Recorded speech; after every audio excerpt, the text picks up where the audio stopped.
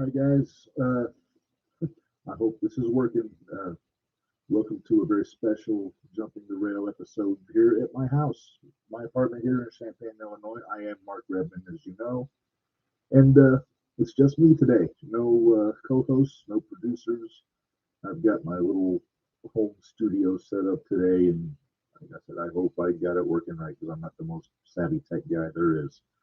But welcome, and like I said, it's the end of October, which is Halloween time, and the perfect time to watch an old classic, namely Halloween Havoc from WCW in 1989, the very first Halloween Havoc. Uh, I'm going to kind of stall for a few minutes. Hopefully, if you guys are jumping in here, you can fire up the old Peacock and watch it with me. Caveat that I learned is on YouTube, you can't show the actual Peacock feed on there. So unless you're watching the show, you're just watching me watch the show, which is, I mean, that's on you. But yeah, so while you're getting that fired up, a couple things I want to mention. Number one, today actually was really cool. I had the pleasure of being a guest on the 11:30 podcast, another wrestling show, and it was a lot of fun. About an hour long, talking about just AEW, WWE, all that kind of stuff. And that should be dropping tomorrow, or if you're listening to this later on Friday. And yeah, it was a lot of fun. DeAndre Cherry, great guy. He's the host, and I'm hoping to get him to call in sometime on this show and kind of do the same thing, just kind of talk whatever, maybe do it to watch along, but yeah, just talk with shit, you know. But with that being said, we got Halloween Havoc on Saturday for NXT. I will be watching that on Sunday because Saturday night I'm going to be joining all my people in Mattoon for 01 USA, the 16th anniversary show at the Burgess Auditorium, or whatever they call it. I always get it wrong. Vendors, if ever you're hearing this, apologize to David for me. But should be a lot of fun. I always enjoy going to 01, seeing all the people there. Our buddy Marvin, Low Life Thug, for the show, guest last week, will be in the Battle Royal to determine the number one contender for the world champion. And I don't know, I'm call me nuts. I'm putting my money on Marvin. I think he's going to pull it off. But with that being said, we are going to. It's kind of a long show, so we're going to kind of get into it. Uh, so go to your Peacock here, and under WCW, Halloween Havoc is one of the first things on there. 1989, obviously season one, episode one. And I am going to count three, and then I'm going to hit play on this end and make sure I audio is good. And all right, three, two, one, play. And we're buffering. Still buffering. There we go. Now we got our little graphic here with the with full moon in the graveyard. I mean, it's WCW Graphics 101 here. It's the guy that did it, but Flair, Funk, Sting, Muda on the tombstones. That's your main event tonight, the Thunderdome. Sting and Flair against Muda and Funk, Halloween Havoc, and the tagline settling the score, which it really is with Funk and Flair. And here we go. We got a shot at the ring here, and we are in. Let me see what the name of the building is. On this show. It is the Philadelphia Civic Center, Philadelphia, Pennsylvania. The date on this, October 28th, 1989, and that is about 33 years ago next week. And the attendance, 7,300 for this building. I think it's a sellout, which is, yeah, it looks good. It's a good looking building. And as they kick off the show, they got JR and the great Bob Caudle, the voice of Mid-Atlantic Championship Wrestling. And yeah, he's one of my favorites. Gordon Soley here is going to be interviewing the heels, if I remember right on this. And then young Chris Cruz, later on in the Nitro years, he did some of the B shows for WCW. He'll be interviewing the baby faces on this. So it's a pretty stacked card here. Let me see if I can run down the matches. There we go. Tom Zink versus Mike Rotunda. The Samoan SWAT team got two the Samoan Savage and Samu, basically the head shrinkers, and the Tonga Kid against the Midnight Express and Steve Williams, Dr. Death, which is really that's a fun team. They were in the War Games match on the same team, so that'll be good. Tommy Rich against the Cuban Assassin, Fidel Sierra. Fabulous Freebirds, Hayes and Garvin, not the traditional Freebirds, against the dynamic dudes, Shane Douglas and Johnny Ace. And they were also managed by Jim Cornette in this match. And that is for the World Tag Team titles. Doom will take on the Steiner Brothers. Oh, I remember that match. That's going to be fun to watch. Lex Luger defending the U.S. Championship against Brian Pillman. Kind of early for Pillman. It was kind of new. The Road Warriors against the Skyscrapers with Teddy Long. This is the Sid Vicious Dan Spidey Skyscrapers before Mark Callis was in there. And then again, the main event, Ric Flair and Sting with Ole Anderson in their corner against Terry Funk and the Great Voodoo with Playboy Gary Hart. And Bruno Sammartino is the referee in that match. So that'll be fun to watch. So now we have Captain Mike Rotunda. It says it right there. Captain of the Varsity Club. This is before he went full captain and before like the skipper hat and things like that. There we go. The Z-Man, Tom Zink, former cup of coffee with the WWF before he went to the WCW. That's where he had his best run. And yeah, for those that are living under a rock, Mike Rotunda, the father of Bray Wyatt, who just came back from a lengthy absence at Extreme Rules last week. And man, what a promo break cut Friday night. It was really cool. And I'm really curious how that's going to go with Uncle Howdy coming up at the end of the promo. But there we go. Now we got our lock up here. And Rotunda, and for those that don't know, Rotunda was such a good technical wrestler, amateur standout at Syracuse. And that's what he's doing here. He's going for the takedowns. And because Zink is a body guy, he's a bit of a flyer. So it's a nice contrast of styles here. Pull up a Pepsi here. And now you got Zink trying to out wrestle the wrestler, which is it's an interesting play. But Zink has the side headlock. And, all right, here we go. Yep, Zink. Tom Zink. First time I saw Zink was in '87. Can-Am connection with Rick Martel at WrestleMania 3 against Bob Orton and Don Morocco. Fun guy to watch. Not much in the way of charisma. I always thought Martel was the standout. Later on, when he came with Pillman, same deal. Pillman was the star. But that being said, now he turned up into the hair. He plays dirty a little bit. But yeah, Zink. It seemed like they had big plans for Z-Man at this point. They did put the TV title on him very briefly, and my buddy Mike Nardolinas, Nard, he'll appreciate this. The Z-Man did the job at 1990 Great American Bash in the first appearance by none other than Big Van Vader in WCW. So that's some of the notable things for Z-Man. Rotunda, this is before he went back to WWF to do the IRS run. The perm is a nice touch. That's snazzy. Rotunda jaw jacking with everybody. He's good for that. Rotunda, he's a fun guy to watch.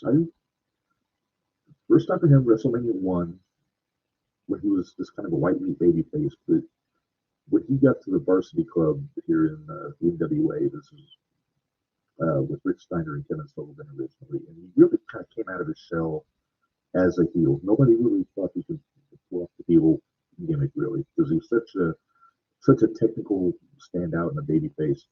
But man, he had a great run with the TV title, a couple runs actually. Traded it with Rick Steiner.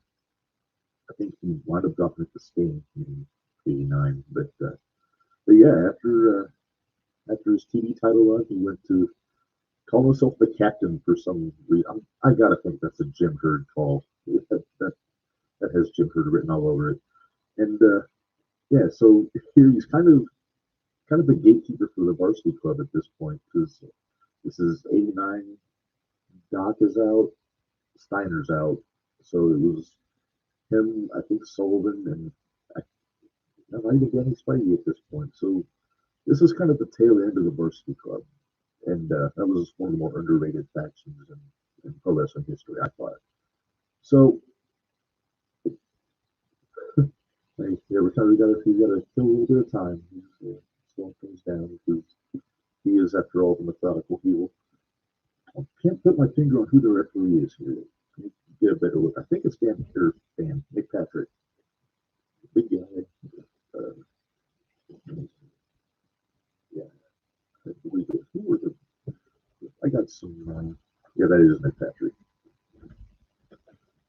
And don't mind the door rattling in the background. That is just the light coming in.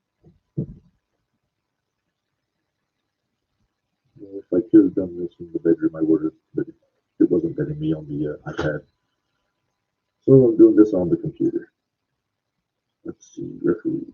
Who we got? Nick Patrick, Tommy Young, Bruno Sammartino. Not a bad lineup of referees here.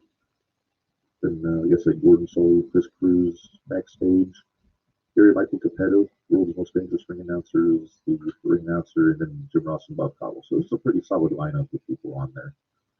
I was looking away. So Thunder back on the floor. He's been more time on the floor than in the ring on this match. So of course he was pulling the tights. Why not? Tom gets the sweat out of his eyes, but doesn't bother adjusting the mullet. Nice gambit. And Nick Patrick, and this is young Nick Patrick. This is right after he was done wrestling. He was kind of a enhancement guy for Bill Watts for a few years. His dad, of course, who you might not realize, was the assassin Jody Hamilton, who was kind of ran the backstage for WCW, ran the power plant, and yeah, so Nick got a pretty sweet gig as a referee, and he was there for the entire run from the time he debuted up until 2001 when he was with WWE. But he was kind of pulled the Danny Davis later on in his career when he did the heel referee business with. He was Jericho. He did a match with an arm tied behind his back, which is just ridiculous. And, yeah, there's the Z-Man with the hammerlock. Overly exaggerated a little bit, but that's all right. My neighbors probably think I'm insane because they just hear me talking to myself about wrestling with the windows open. I'm just glad my cat's not bothering me right now. She usually she doesn't let me get off the computer without being just totally pitiful. All right, so we're coming into the ropes. Getting break by the Z-Man. I'm sure Thunder will reciprocate. If he's given the opportunity, we'll also do a clean break. But we'll have to see. He said, knocked up.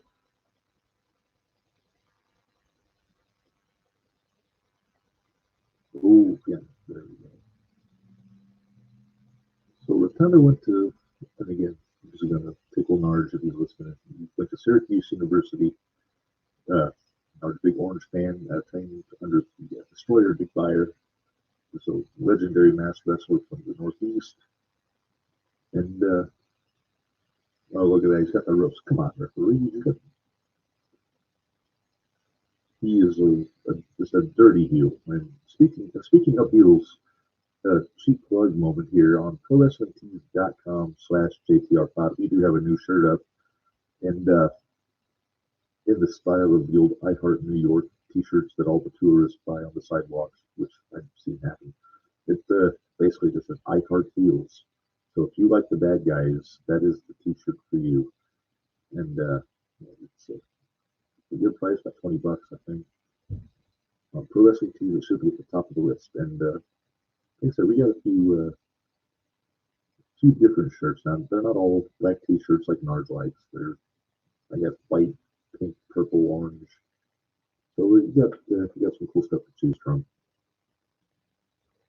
I think Patrick just figured out what Thunder was messing with the ropes. It's weird. The referee is taller than one of the wrestlers, which has always struck me as kind of unusual unless it's a cruiserweight match. But But Zink is deceptively big. He's about 250, I would say, 6 foot, 6'1". So he is a heavyweight. He's not a junior heavyweight like Feldman was when they teamed up.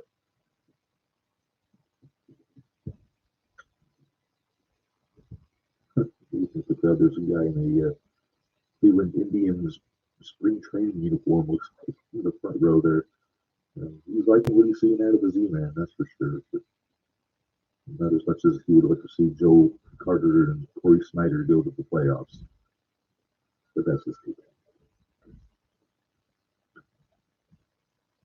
through the ropes, over the top would have been a DQ, but that is legal, not ethical necessarily. I see GMC in the tuxedo on the floor there. I'm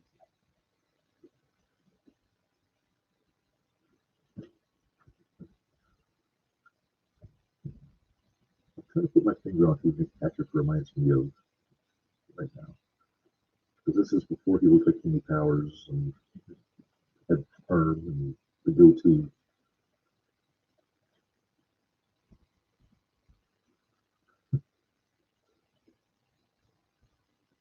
But I'll say this about Nick Patrick, he could sell. You see a lot of referees in AEW, WWE that kind of over exaggerate their movements and jumping around and reacting and everything. Nick Patrick was a pro at it. He was very good at what he did. And he's trying to manhandle Rotunda there. Mender's asking, "You going Saturday?" Mender's, "I am indeed going to be there Saturday." And hopefully, I think I will be front row. We'll see if another wrestler sits on my foot like last time when Camaro did it. Man, oh, come on, man. You're not going for anything. Yeah, it's fun to watch Rotunda because he wrestles very differently than his boys do. Obviously, Bray is a little bit more sadistic. He does more high impact. He's not so much of a technical wrestler. Dallas, a bit of a technician, but the same deal. Not a lot of substance really to Bo's work. That's not a knock on him. Rotunda can't stay away from those ropes. The suplex. This is obviously going to be the finish, right? Vertical suplex, as Gordon Shelley says. Yeah, the universal cross your arms out is the universal. This is over, but it never is. It's kind of up to here. The old abdominal stretch. Wilbur Snyder is smiling right now.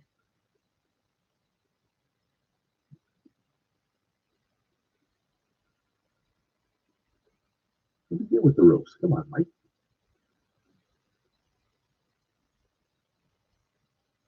Since the referee didn't see how the ropes are shaking, then he can't call what he doesn't see, as Will Monsoon used to say. Kind of wearing down the Z-Man, and his mullet is still impeccable. It's impressive. Oh, yeah, it's nose to nose with Nick Patrick. It's not a good idea. You want to get you cute, Mike? What was your show, the purse?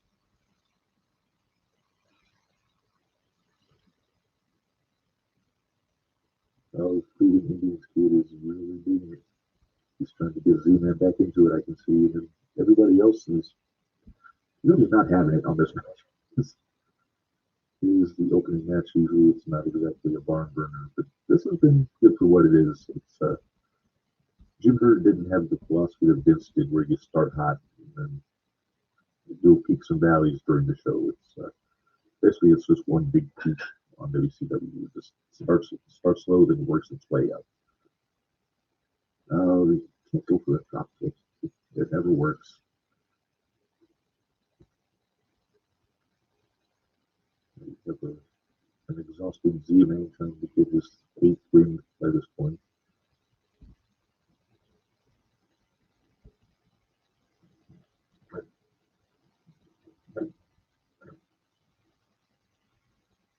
That's a boxing of the years.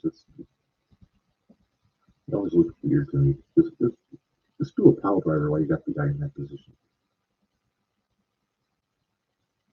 Nope. Is this our finish? Z-Man got the roll through, and there it is.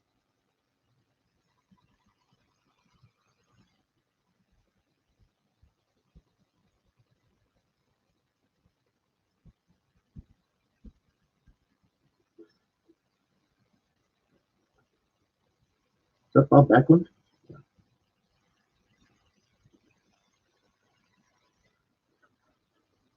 So there you heard the call there. GUC announcing the winner, JR and Bob Cottle. I think I might keep the audio low on here. Nah. That's a good thing about this mixer I've got. I can actually bump up the audio when I wanted to. So that way you don't have to just listen to me the whole time because nobody wants that. Not even my wife did. All right. So let's hear Bruno with his sterling promo skills here.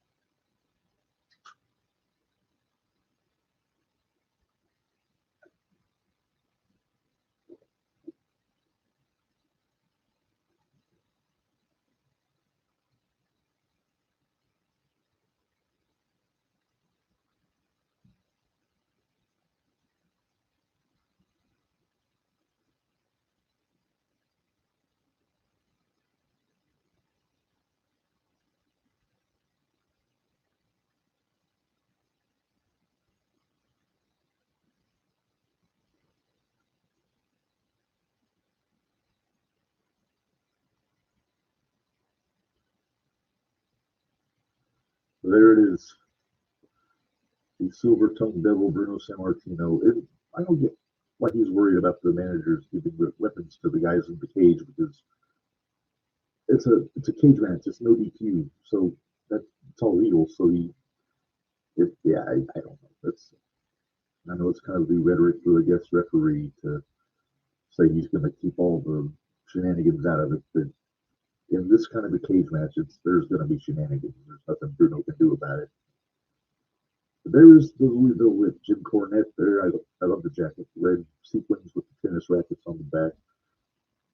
And he's got Dr. Death, one of the scariest dudes in the history of wrestling. Just the little offensive lineman from Oklahoma. And in my opinion, the greatest tag team of all time, the Midnight Express. In my personal favorite version, which is Stan Lane and Bobby Eaton. And this is on, I want to say, a couple months after War Games, which was at the Great American Bash, where it was the Midnights, the Road Warriors, and Doc against the Freebirds and the Samoans, which was actually one of my favorite War Games matches, along with the one from '92. And good old Corny, he's got to do GMC's job. But Gary seems to be enjoying it, though. This is that really brief run, a little, I want to say, just over a year of Midnight Express's baby faces, which was always weird to me because they're such a strong heel team. But when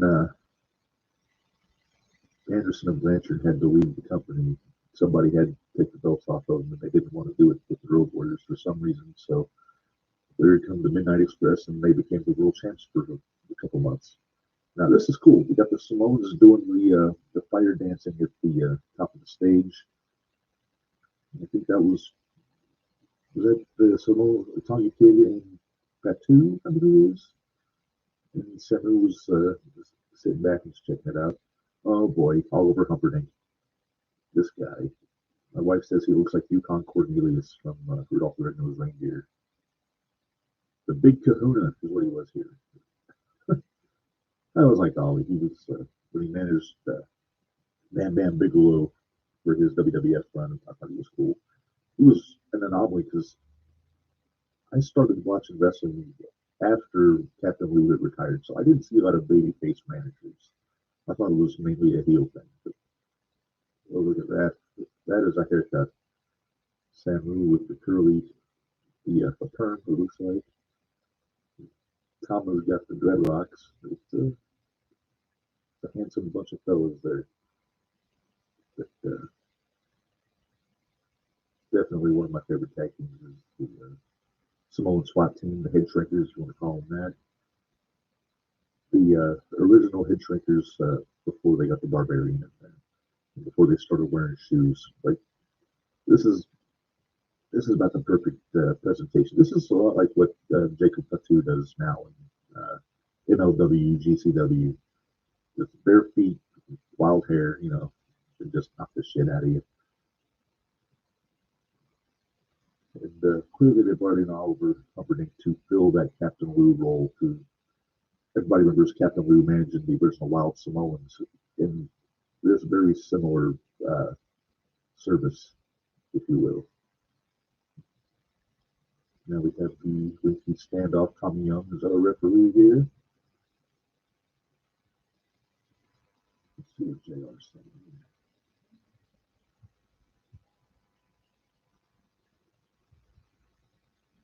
Oh, geez.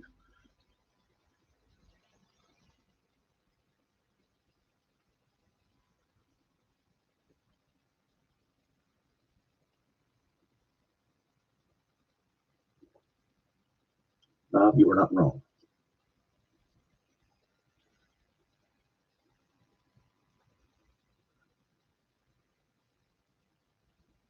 Come on, guys, you're taking too long, just lollygagging. Let's get to it.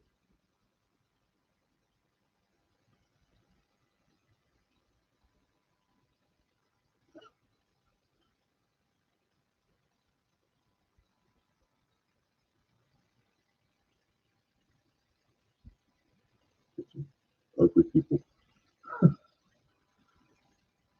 That's Philly for you, though. Oh, so now they're doing their awkward standoff on the floor. Come on. You got four shit kickers and two Midnight Express guys. Let's get in throw down here. It looks like it's and more staring. Tommy Young has to get some control here. This is getting ridiculous. He looks like he's about at his wits' end. Come on, guys. We have order. This is two biggest one. Pete Stan and Tommy Kidd starting the Samoan Savage, as he was called here. And I knew him from the Islanders with Kaku in the 80s. And he was always fun to watch. And he kind of reminded me of Jimmy Smith because he could do the flying along with doing some of the power stuff like Haku did. But man, he was a bumping machine, that's for sure. Over the top. Now that should be a disqualification by NWA rules. And now we got another standoff. Man, if I was drinking, I could make a drinking game out of how many standoffs there are just in this match alone. Ooh, another standoff. Unlike our usual shows, I do not have the Terramana with me today. I'm just drinking Pepsi here. All right. And I've got a little gas. Excuse me.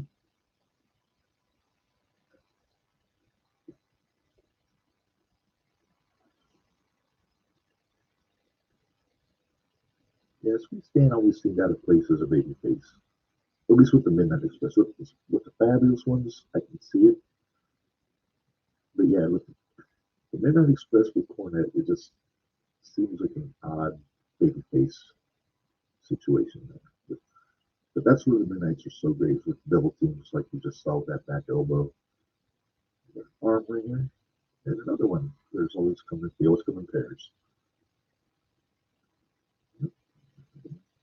Yep. Come on, guys, we're due for another standoff anytime now. I'm going to assume a headbutt. Oh no, elbow. I stayed off there. Samu here was also Samoan number 3 in the early 80s when they made the Wild Samoans a trio. When it was Afa and Sika, then they brought in Samu to be the third man, do the Freebird rule. But that didn't last too long before he went down to world class and started teaming up with Fatu, who you guys know is Rikishi, uh, Jay and Jimmy Uso, and Solo Sikoa's dad, for those that don't know. And done just about everything uh, of note. He was Intercontinental Champion, he was a tag champion uh, multiple times with multiple partners. And he once with Rico Constantino. Oh, headed into the post. But, oh boy, here comes Doc. Oh, Doc, he doesn't pull punches. He works a little stiffy here, but he's always one of my favorites. What a stud! Him teaming up with Van Dam Gordy, the Miracle Violence Connection, was so fun to watch. When I show this stuff in Japan to people, they just can't believe it. Maybe one of these days we'll do a watch on with them against the Steiner brothers, which is one of my all-time favorite tag team matches. Now the Samoans are regrouping on the floor with Yukon Cornelius. It's funny, I know the reference, but I've never seen the movie Rudolph the Red-Nosed Reindeer.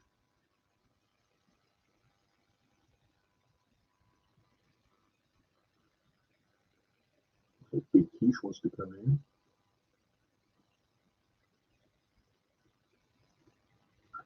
Quiche and Doc, that's a hell of a matchup.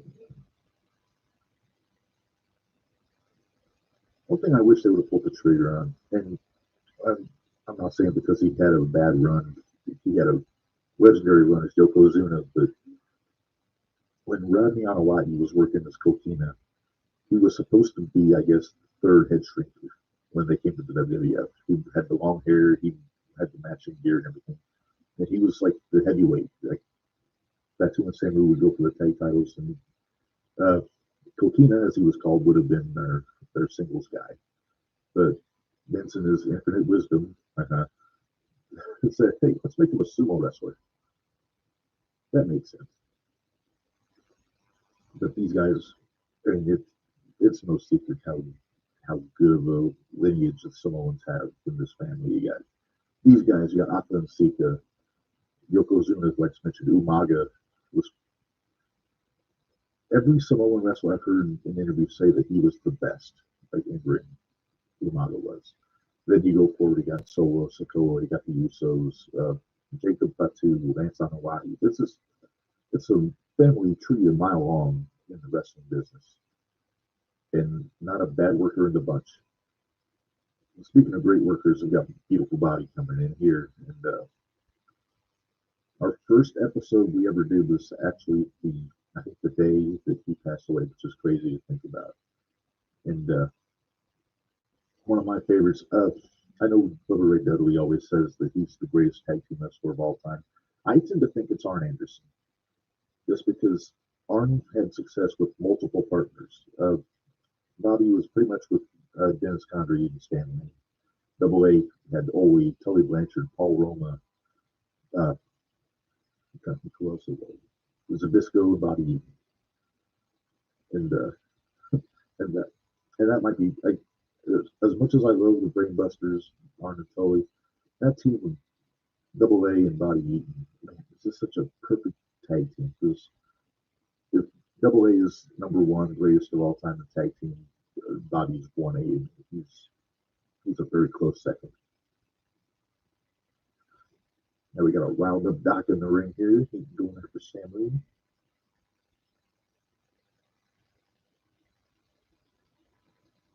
I need to double check my facts. I think Samu is Roman Reigns' brother. But by golly, we're going to find out. While I'm looking, I'm going to bring up the audio. Hello, JR.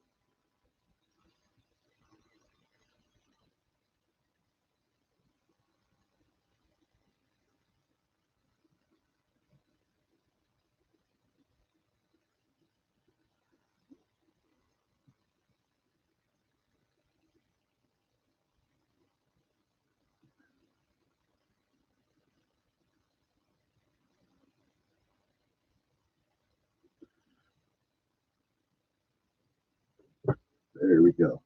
All right. So after my dubious research, it turns out that Samu is not Roman Reigns' brother, but he is Lance Anawai's father. So that's where the family tree extends a little bit.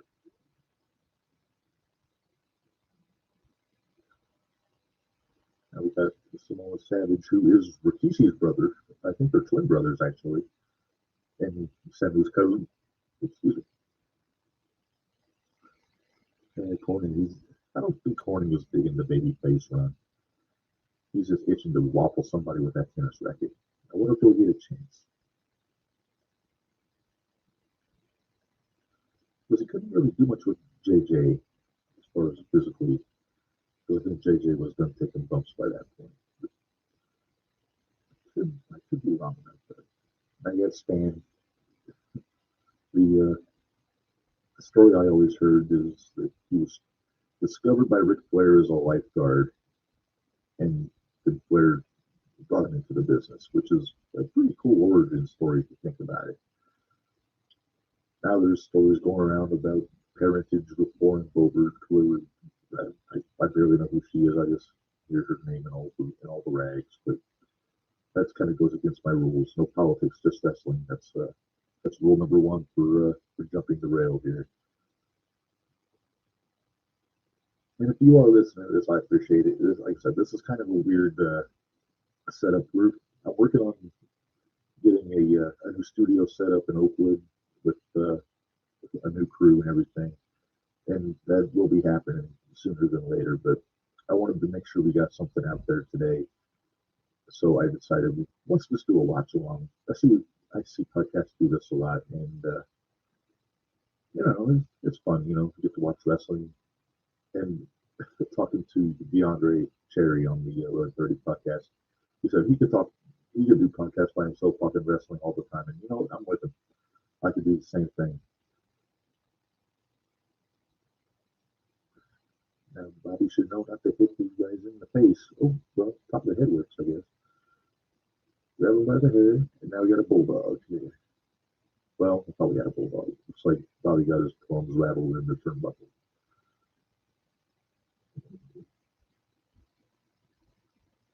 Headbutt? Oh, stop. It's just a fair foot in the face. That's not fun.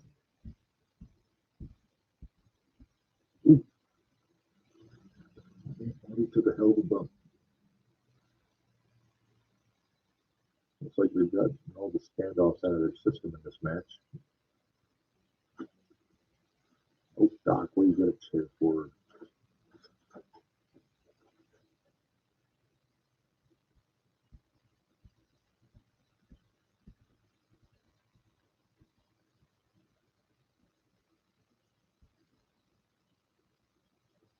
If I remember right, we did a top 10 Tuesday not long ago. His greatest referees of all time. And Tommy Young, I think I had it number two. But he's one of those guys, it's really hard not to put it number one. Everything he did was so good. He always brought like this air of like legitimacy to officiating. Something like when we talked about Alfonso, that was a big sticking point. He made a point of that, talking about how important it was to be legit when you're refereeing, and not to get all silly like you see not referees these days doing. Oh, you got a pin? Nope. You got an almost pin there. Bobby tried to catch the Savage there. Let's see what JR is saying right now.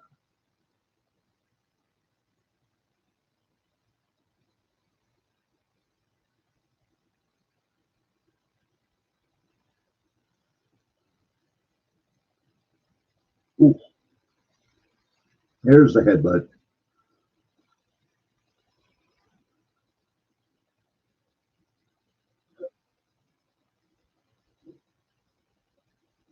Come on.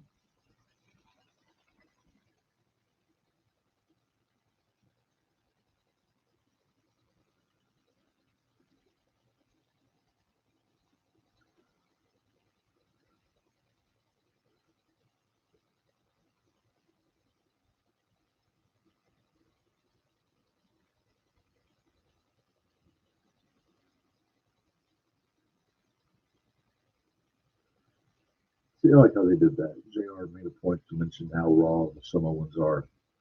That they didn't have the polish that like a classic technical wrestler would have.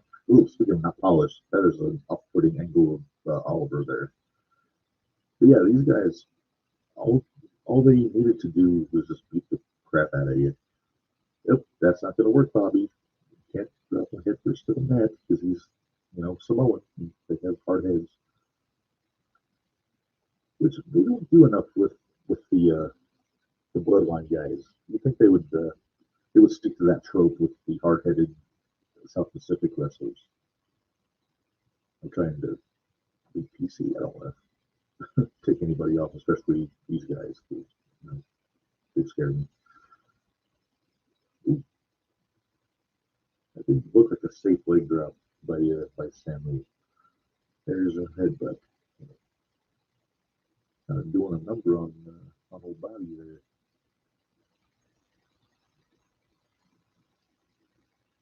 Oh, but you can't do that. Oh, Rikishi. I bet if somebody told Rikishi back then in October 1989 that he would get the most fame of his career wearing a sumo outfit and rubbing his ass in people's faces, he would have said you were nuts, so to speak. His body, ah, that's not cool. The Samoan Savage is being a savage and fighting his opponent on the arm. Ooh, nice sidewalk slam. All right, let's go back to JR here.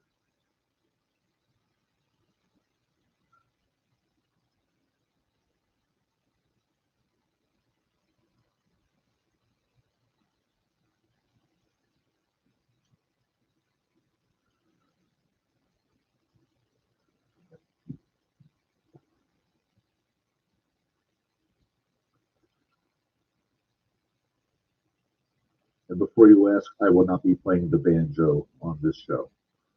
I apologize.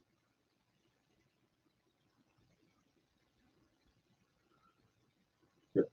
I don't think you guys realize how hard it is to look at the camera up here while watching the show and then making sure the feed is good. I've got to look basically at three different spots and do the mixer.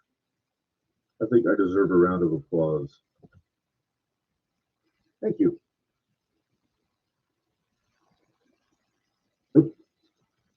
Oh, just goes to show the Samoa Savage is no Vader. The Vader bomb does not work, and now Bobby is going to the wrong corner. If I had a nickel every time somebody went to the wrong corner, oh, oh, there you go. You got a fired up Doc coming off the top rope. Bam. I love the story Bruce Pritchard tells where he stared down a Ford Bronco in the parking lot of a bar in Oklahoma. A bunch of drunk guys trying to start shit with him, and he wanted to step outside. They decided that they were going to run him over with their Ford Bronco, and he just stood there and dared him, and they drove away. Doc is just a bad, bad man. And I don't think there was a soul he could not suplex back in his heyday. Oh, what the hell was that stand? That was a really sloppy neck breaker, man. What the hell is he doing? You get that Rick Martel wind up going for the punches, like he didn't know whether to throw a punch or a sidekick. Now it's breaking down. You get everybody in the ring. Cornette just waffled Ollie with the tennis racket. That you knew that was coming. Oh no! Stan just headbutted Cornette by accident, and the Samoans get the win. Let's get the call.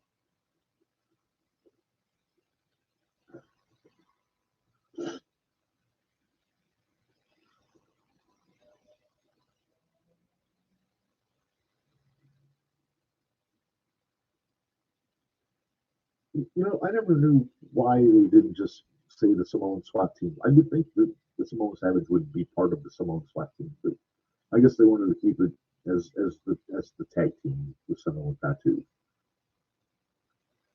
Nice forehand by JC there on Humperdinck. As the referee is trying to get order going. Here comes the headbutt to the back. Down goes Corny. In his sequin polyester suit, which looks ridiculous. I think I see a pair of Zubas in the front row. Might not be a bad idea for Saturday. Now we got another promo here. Looks like we got Gordon Soley with the Funker. Let's check it out.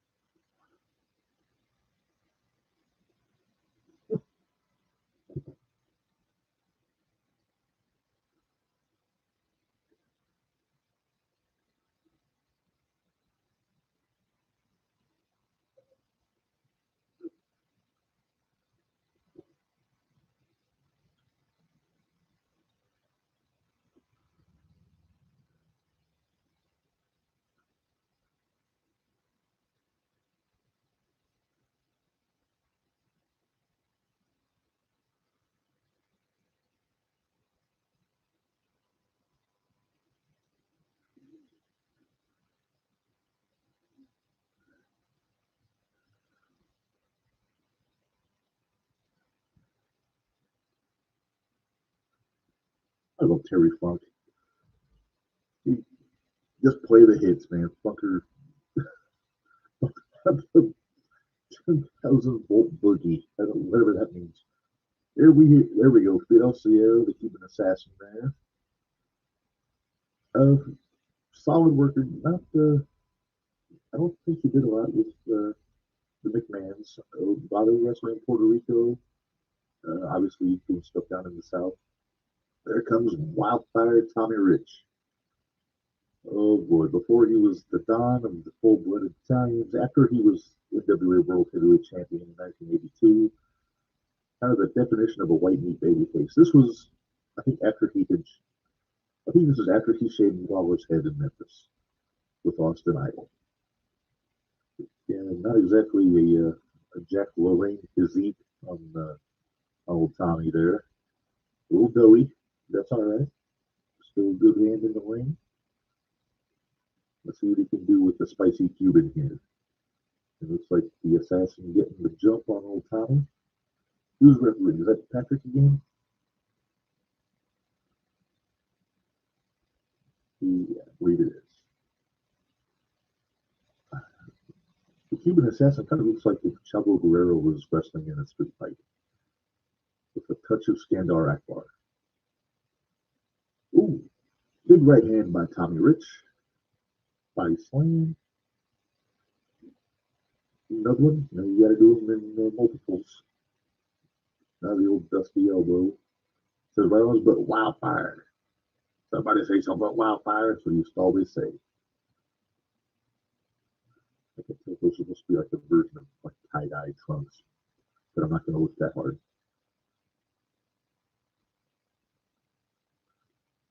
So let's see. While we're watching this match, I'm going to get go into what I'm gonna go see on Saturday. We got the 01 USA 16th anniversary show, and we got more matches lined up for that. Let's see what we got. 01 USA Tag Team Championships, the Crowleys against Country Air, who will be defending. I'm vaguely familiar with the Crowleys. I'm curious to see them. They look very creepy. Jake Lander defending the 01 USA Heavyweight title against the winner of the Battle Royal earlier in the night. And at this point, it looks like not a lot of people declared for the battle. I see CMC, I see Marvin, a couple other guys in there, and that's six spots not filled yet on the picture I'm looking at. The Cobra against Joey O'Reilly. I think this match is going to steal the show. I'm really high on Joey O'Reilly's work, and the Cobra is very impressive. Really cool looking, just a beast, man. He's awesome. Let's see, Victor Analog, the man with the TV on his head, against Anakin Murphy. who looks very grumpy in every picture I've ever seen him in. But that'll be a fun match. Tommy Davis. I'm not familiar with Tommy Davis, but he's taking on Camaro Jackson, former guest on the show, former 01 USA heavyweight champion. And then the last match I've got here, Chelsea Durden and Jacques Kennedy against Max the Impaler and Reign Victoria. Reign, another friend of the show. So just from those matches, it looks like a lot of fun. And who knows, there might be more stuff going on. We'll have to see. I haven't seen anything announced for Jordan Perry yet. Matt Kitchen, I haven't seen anything announced for. So, excuse me. So, yeah, I think it's going to be a really fun show. And I think the show after that is one where Davey Richards is going to be there. So, that'll be a lot of fun. You'll see my friends at 01 USA, David Cavazos. Menders will be there, of course, our buddy. I think I heard our buddy Dwayne is going to be there. Dwayne Carter, the unofficial favorite listener. That's Marco's call. I love everyone equally as it relates to our listenership because I don't want to play favorites, but that's just me. Let's see what JR has to say about Tommy.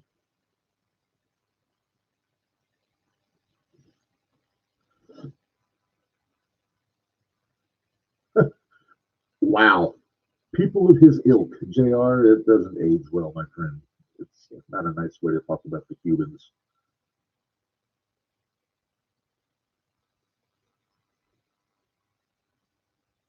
Yeah, the Cuban assassin Phil Sear, I know he was a long time friend of Kurt Hennig. He does a lot of interviews talking about Kurt. Whenever his the anniversary of Kurt's passing rolls around, we always talk to Fidel. He puts his 2 cents in. Oh, he's feeling the pain on this armbar here too.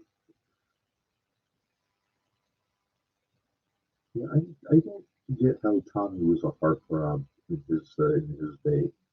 Like I said, not a chiseled Adonis, kind of a goofy looking face back then, and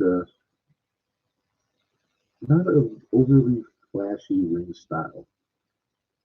I mean, what he did work. I'm not going to knock him for that. And he got a world heavyweight championship for a cup of coffee in '82.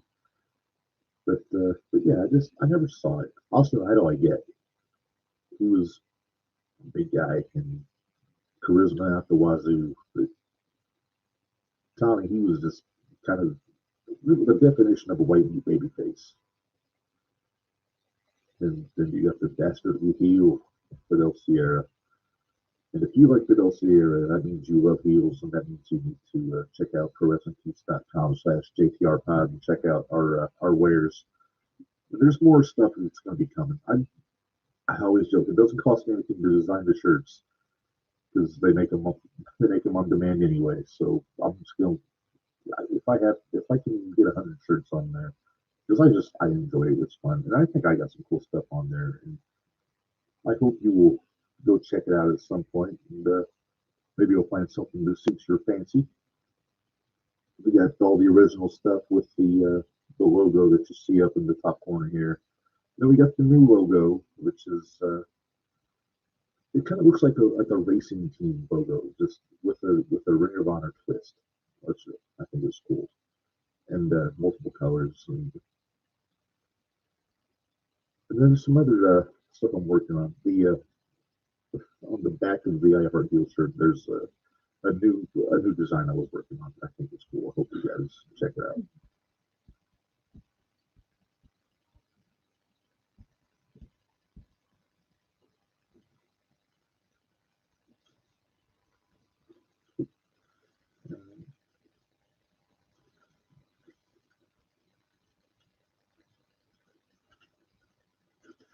I'm not disturbing you, am I? Oh, you're good.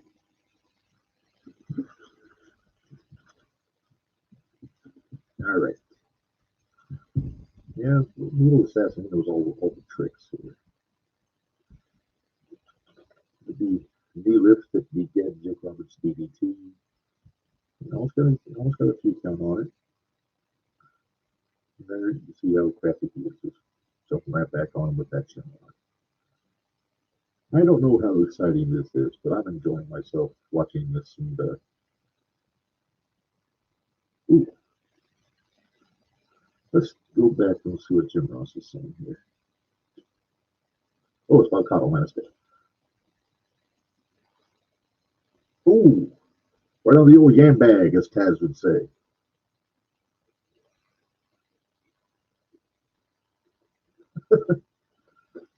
Gingerly indeed. Oh, back elbow. I thought he was going for that Thesz press.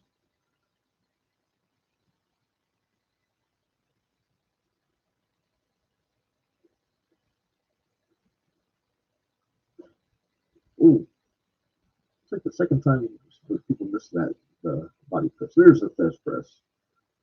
Take it away. And let's get the word.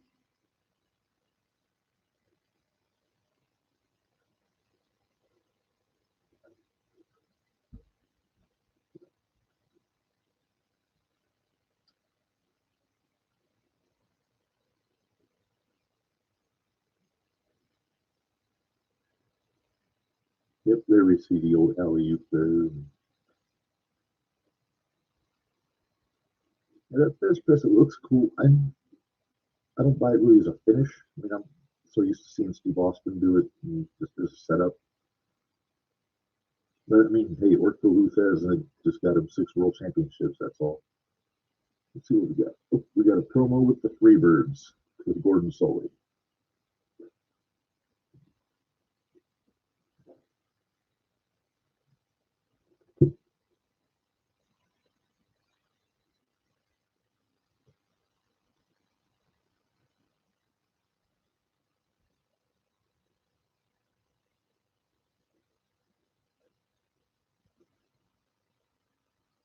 All right.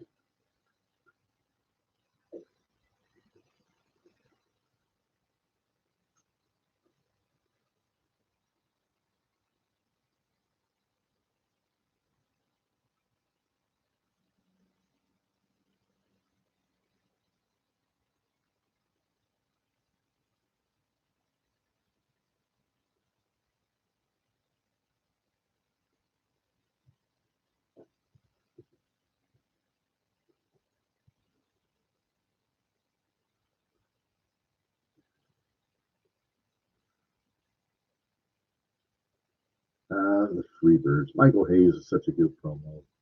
And one of the few guys I can kind of do an impression of. Just going, aye, that kind of thing. But a lot of people kind of poo-poo on the Jimmy Garvin version of the Freebirds. I was okay with it because for those that don't know, in World Class, when the Freebirds were really running hot, was the original trio: Hayes, Gordy, and Buddy Jack Roberts. Jimmy Garvin was kind of the unofficial fourth Freebird then. This is like in '84, '85. So having him teaming up with Michael Hayes is just seemed natural. Oh, good, yeah, the dynamic dudes. I love Shane Douglas's work in ECW, but man, this was not good. Putting him with Johnny Ace, they look like they walked off the set of Saved by the Bell, and they got corny with him. This was the period when Corny was kind of taking them under his wing, teaching them how to be a successful tag team. And right there, dudes, right on the butt. That's great. What's the music they're using for the Freebirds on here? Ah, yes.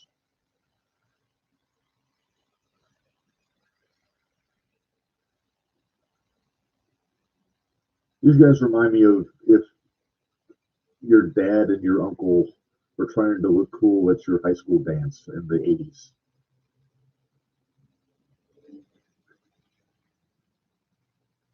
Probably prudent that they stop using the Confederate flag on all their gear at this point. I'm pointing at you, man.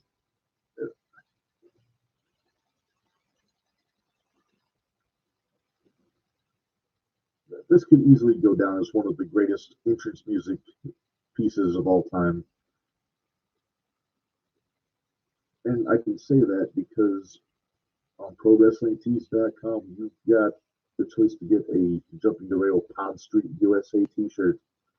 It looks like the classic black and red one, but with a little twist on it. And yeah, that's our little homage to the Freebirds because we're big fans. And also, not for nothing, you guys know me. I'm a belt nerd. I love title belts, and this is my favorite version of the NWA World Tag Team title. It's I prefer it to the one that they're using now, which is basically the same one that they used in like the early '80s. But it looks cool. It's big. It's blue. The strap is blue and gold. It just looks awesome, and it's one to actually have a replica of in the other room here in this apartment. One of these days, I'll bring the tote out and I'll show you guys my belts I got. But with the match, we're getting strutting Michael P.S. Hayes. Oh, there's the moonwalk. He invented it. You just ask him. Yeah, I invented it. And he's starting off with franchise, well, the future franchise, Shane Douglas, a guy who I actually met in April at the Square Circle Expo, and a cool guy. He had a really fun panel with Rubini and Rhino talking about ECW at one point. And then, yeah, at his table, we chatted for a good 10 minutes, talking about Bam Bam Bigelow and ECW. And yeah, great guy. I'm hoping he'll be back at the Square Circle this year. I've got my tickets for it. We're going to be there again, and they've announced two people so far for it. Olympic champion Kurt Angle, and then just a couple days ago they announced MJF is going to be there. And there's something that they put on when they posted MJF's announcement that really tickled me. I'm going to read it on here because I thought it was awesome. I just have to find it. Let's see.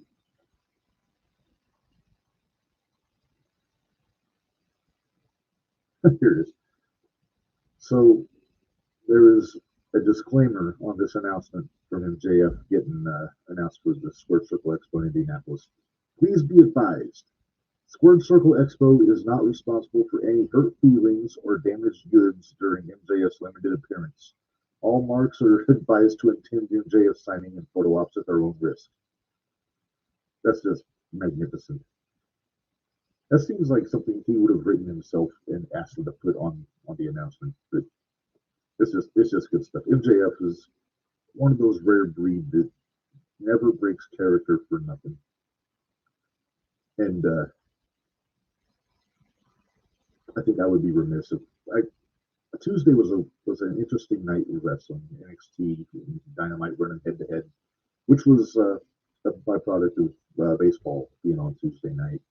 And I was surprised the ratings were actually really even. AEW had more viewers, but not by much. But it's like 730,000 to 650, I think, which is pretty impressive considering that AEW ran a world title match. I mean, granted, it got cut short with Hangman's concussion. With speedy recovery to him.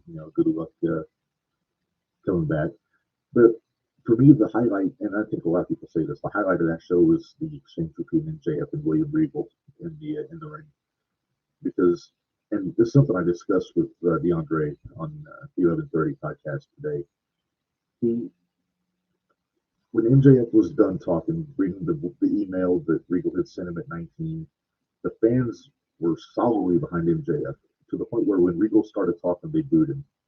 But by the time Regal was done, they were cheering again. And it's because neither one of them told any lies and neither one of them was wrong in their opinions. And it was just fantastic. It was just as good as MJF was, Regal, I think, just completely owned him on that promo exchange. And I told them, I said, I hope we see more of this version of William Regal on AEW. I don't need him just going on commentary flirting with Excalibur every time. I want to see him firing people up in the ring on the microphone. But neither here nor there. I like how MJF is He's got his title shot. He's not gonna pull the schmuck play and cash it in like the Money in the Bank. He's called his shot. He's doing a full gear. They're having their title match. So I'm looking forward to that. I think that MJF is going to be the new World Heavyweight Champion after full gear. This, I think he's earned it, and I don't think there's, with the possible exception of Moxley, there's nobody hotter in the company right now besides Danhausen. But I don't think Danhausen's that high in the title picture right now. He'll get there, you know. But, I always forget it says Fantasia on the back of Hayes' tights. I think that was the masked wrestler that came in before Bad Street. He was like a giant bird, which is ridiculous. I think it was Brad Armstrong in a mask, but I could be wrong. But, yeah, it was. I think getting back to NXT and AEW, I think that Tuesday night was a perfect example of why they should not run head to head. It's just better for everybody involved if they do separate nights, because that show on Dynamite, if it had aired on Wednesday, it would have done a million viewers probably at some point. With NXT being the go home show before Halloween Havoc, yeah, it was. And they had a lot of main roster talent on that show. They wrote the count both barrels blazing there, which I know I butchered the idiom, but yeah, it was a really good show. We'll see him KO and the Good Brothers, and Judgment Day, all these big main roster talent coming in, and yeah, everybody's was brilliant. I'm looking forward to Halloween Havoc. Like I said, I'll have to watch it on Sunday. Just give you my prediction. I think we're going to have a couple new champions out of it.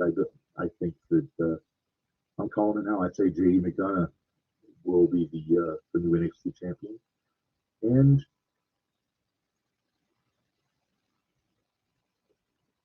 I'm inclined to think.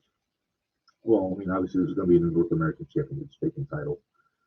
If if Mandy, I think Mandy's going to win, but I will not be surprised in the least if Alba Fire wins and becomes champion, which would then open the door for Toxic Attraction to go to the main roster. Which, again, I kind of hope they don't, because they're just firing on all cylinders in NXT right now. Now, with the NXT title, I think Braun Breaker's on his way up to the main roster. I think McDonough will win. He's a more compelling heel, and I think he could do good business with that title and have Ilya chase him. And I am a big fan of Ilya Dragunov, but I always say the chase is more entertaining if it's a babyface chasing a heel than vice versa. So hopefully that's what happens, but we'll have to wait and see. And meanwhile, we have the charisma machine Johnny Ace in there, wishing he could be half as cool as his brother Joe, Warrior Animal. And Jimmy Garvin, who wishes he was as tough as his brother, Hands of Stone Ron Garvin, who's actually his stepfather. Oh, big left hand from PS there. Put one over on old Tommy Young. Let's see what JR's saying here.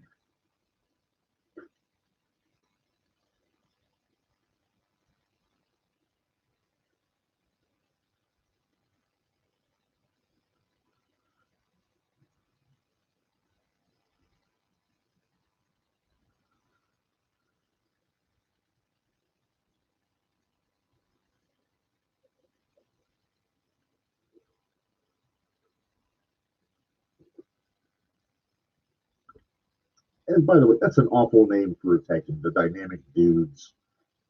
I mean, come on. Seriously? I mean, I know surfer dudes were super cool in 1989, but come on. Seriously. The corny trying to fire up Johnny Ace.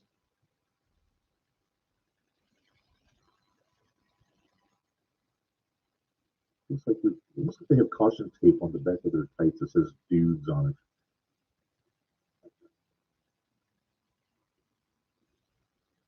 There you see corny.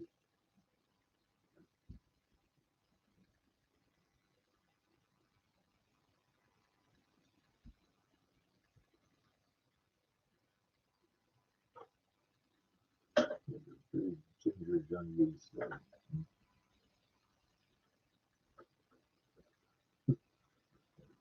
I always hear Hayes get grief for not being the best worker out of the Freebirds, which is, I mean, it's fair, but it's not fair because, I mean, come on, you're in a group with Terry Gordy and Jimmy Garvin and Buddy Roberts. I mean, that's three damn good workers. But Hayes is one of those guys. His vocal abilities really made him stand out, along with being a decent worker. I mean, he held the U.S. championship for a cup of coffee in 1989. Beat Luger for it. I think Gordy had the assist, and then dropped it back to Luger. And we'll get into more of that when Luger comes around. Now we got the big double team. Ooh, nice lariat there by Hayes. Is he thinking DDT here? Ooh, looks like Johnny blocked it.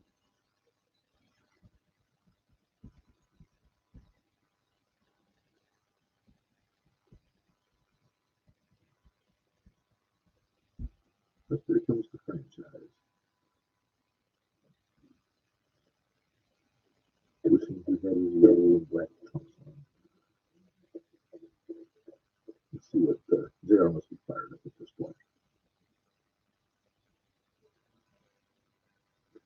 Yeah, a lot of surfers in Pittsburgh.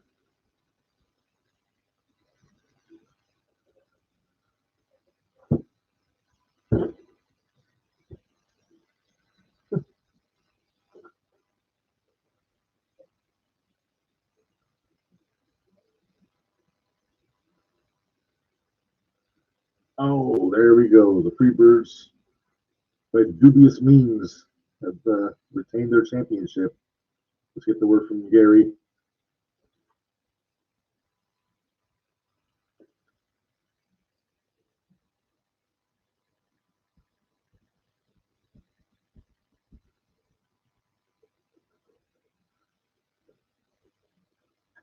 And Cornette had a bad night here. The Midnights and the Doc lost, then the Dudes lost. Doesn't know what to make of it right now. He's kind of giving the Dudes the business there, which sounds really bad out of context. There you see it. He's hooking the way. And say what you want, having a 230, 40-pound guy fall on top of that, I mean, even if you're working safe as can be, it still looks like it hurts like hell. Let's see, we got a promo here. We got the Steiners. This will be good.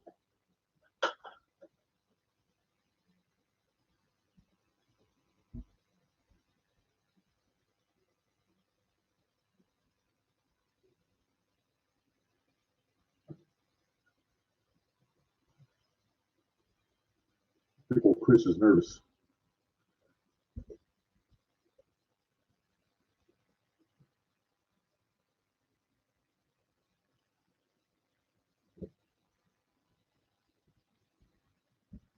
Oh, Scotty.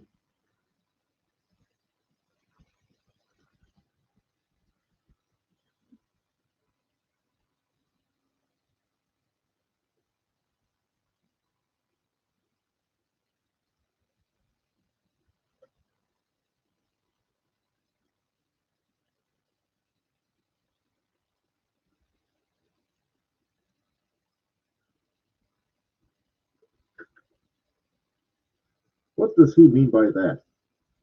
He just did a pelvic thrust there, which is unsettling. But yeah, the Steiners were not known for their promos early on.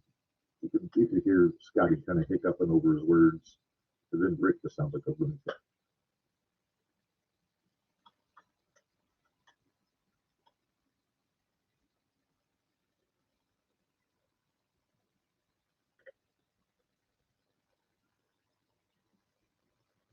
But here they come. Yeah, this is before they really had made themselves as a championship tag team, but they were super over.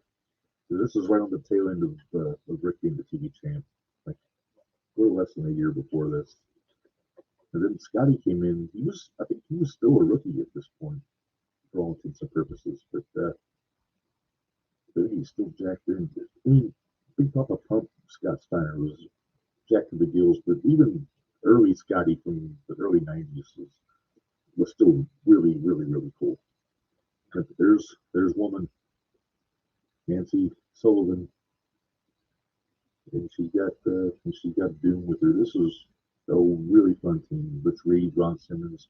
Of course, this is when they were under the hood, so they finger quotes didn't know who was under the masks, but anybody with a pair of eyes could see who it was. Kind of like how Mr. America, nobody knew he was Hulk Hogan.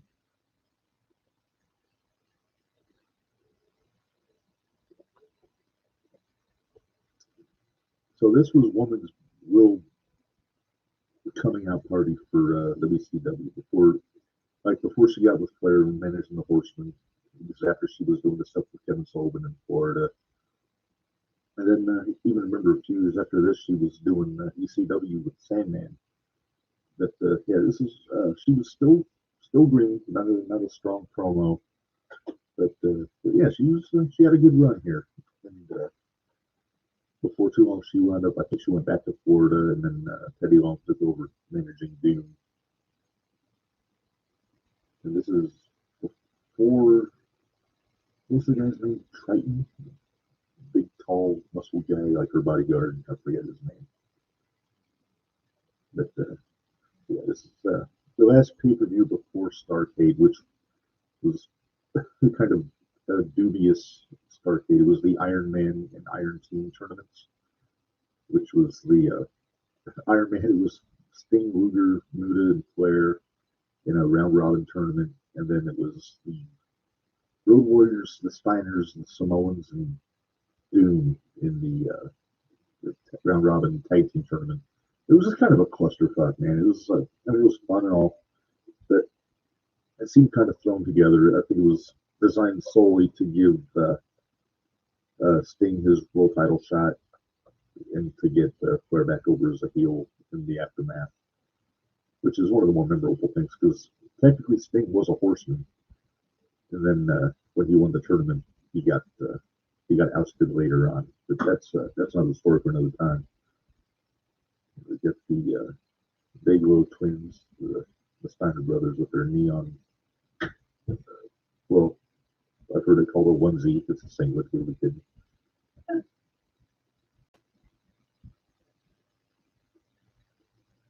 And another standout. There's more standouts on WCW pay-per-views than I care to count.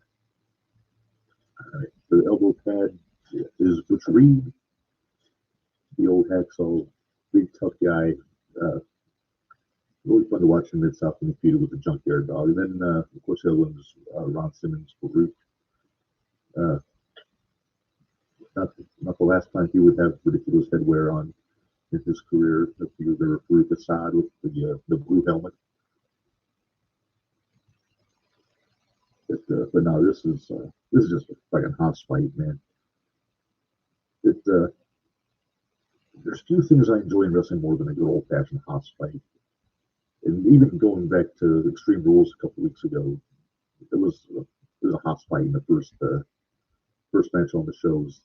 Sheamus, Butch, and Holland against Gunther and Imperium, and yeah, those guys just knocked the shit out of each other. It was so much fun to watch, and because you can the flippy shit, it's good. I mean, it's fun. The kids love it. It's exciting, but just watch two guys just knock the hell out of each other for 20, 25 minutes, and it's just good watching. Speaking of which, we got yeah, there you go, Ricky with the clothesline. I shudder to think what that would have done to Adam Page instead of Moxley's clothesline. And like I said, it's get well soon to Hangman. He's got his concussion, but I read something interesting on somebody's thread on Facebook talking about that because it was a freak accident. It was Moxley throwing the lariat, and he caught Page in the head and neck with the arm. And something I didn't realize, and Bull Payne, the great deathmatch wrestler from the Midwest, he commented this. he said that the trick to taking a clothesline is not to take it, not to get hit with the arm, but you basically get, you get hit by the body or the guy throwing it, and that kind of gives you a little bit more protection. But then if you, he also said that he'd been in the ring with Stan Hansen many times, and no Stan, he couldn't see very well in the ring because he didn't have his glasses. And he would do very much the same thing Moxley did the Page on a regular basis, and just knock the shit out of whoever he was in the ring with, which is unsettling. And then Bradshaw would do the same thing, but I think he just did it because he liked doing it to people. It's good to see Bradshaw show up on Raw Monday night. Uh, teach the town in the back how to cut a good heel promo. Uh, just, you get a big mean Texan in Oklahoma, he's going to piss somebody off, and like, yeah, that's what he did. Oof, I would not want to be punched in the face by Ron Simmons.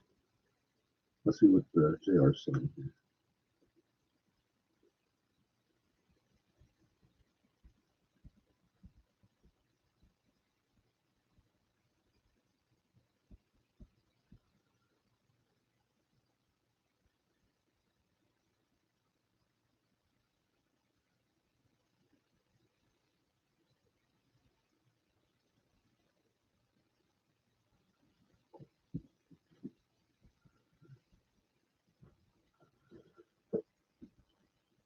Another thing to remember is Rick was always the one coming off the top rope doing the bulldog. Scotty was just as athletic as Rick was. I mean, all you have to do is watch him just do over a Frankensteiner from a standing position, and you can tell that. But yeah, the Steiners. I say the Midnight Express is the greatest tag team of all time. The Steiners are my favorite tag team of all time, just because, like I said, it's the stiff in-ring style, the suplexes, the just the ridiculous outfits. They had the whole package back then, and it was even fun when they had their little run in TNA in the late 2000s when Rick came back and they had their run with Team 3D.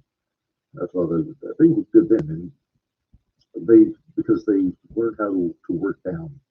They didn't try doing all the same stuff they did. They could still do the throws and the clotheslines, but they weren't trying to get fancy with anything. I think Rick just rattled his headgear off the ropes on the way down there. Yeah, Rick looks kind of silly, but I mean, I'm silly. He's kind of the one that hurt me. The headgear with when he had the really shaggy hair, like it was almost a perm with earmuffs on. And then you get Scotty with, for my money, one of the most glorious mullets in the history of pro wrestling at that point. And he kept it pretty much until he did pop a pump and dyed it blonde.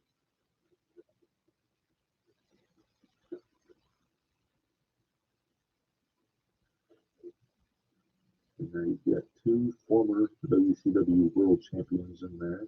Well, two future, I should say. Ron Simmons, of course, won his in August of 1992. Oh, there's a big German.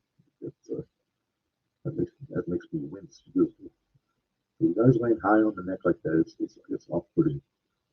But yeah, then Scotty, he was the world champion in late 2000, 2001 at the tail end of the Nitro run there. Oh, woman, I'll say this: woman, great manager, easy on the eyes, but she was so annoying at ringside when she would try to yell things. Whether it was this match here, just yelling encouragement, but especially in the mid '90s Horseman run when she was with Flair and Benoit and Mongo, because she would just shriek uncontrollably, and it just it was it just like nails on a chalkboard to me. It was just so unsettling. And then I don't think she did it when she was with the Sandman in ECW either. I think it was just with the Horseman. And yeah, so that was my only problem with Woman's performance 9 times out of 10. For those that don't know, Woman started this angle as a fan, and Missy Hyatt was managing the Steiner brothers. It was a carryover from Hot Stuff International when Eddie Gilbert left. And then a woman who was Robin Green at the time started trying to woo Rick and take advantage of his simple nature. And she did, and she like took all of his money and broke his heart and all that. And then she wound up bringing this team Doom to destroy the Steiner brothers. That was their mission statement when they first showed up, and it was a hell of a mission. They had some damn good matches. It eventually Doom beat the Steiners for the World Tag Team titles in 1990, I believe it was. Let's see the wind going. I think the window's open, but that's all right. Like I said, my neighbors must think I'm nuts. They just hear my raspy baritone from up here talking to nobody in particular about wrestling to their ear. Old woman's got the boo-boo face. That can't be good. Let's see what JR is saying here.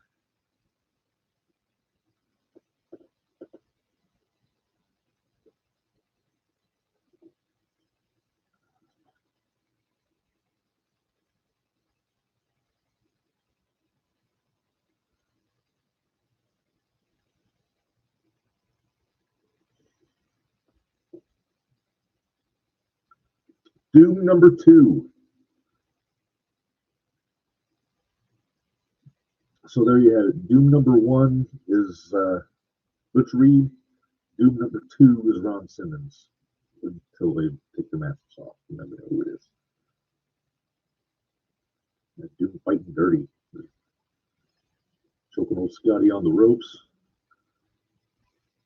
That's just good tag team business there. The referee gets distracted by the other guy. Now they can get a double team in on the floor. Patrick, is there anybody on this show that Patrick isn't taller than? This is crazy. I think it was knee problems that caused Nick to have to retire as an active wrestler. But yeah, oh look, see there you go. They just tossed Scotty over the top rope. That would be a DQ if Rick didn't have the referee distracted. But there you see old Hacksaw trying to get the referee to count instead of just doing whatever it is he's doing there. The kick spin.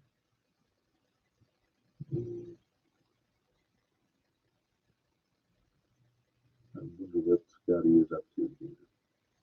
Probably didn't get knocked back down on the deal. Oh, no, yes, sunset flip, very nice. Oh, there you go. He go for the ropes and Steiner cold cocked him.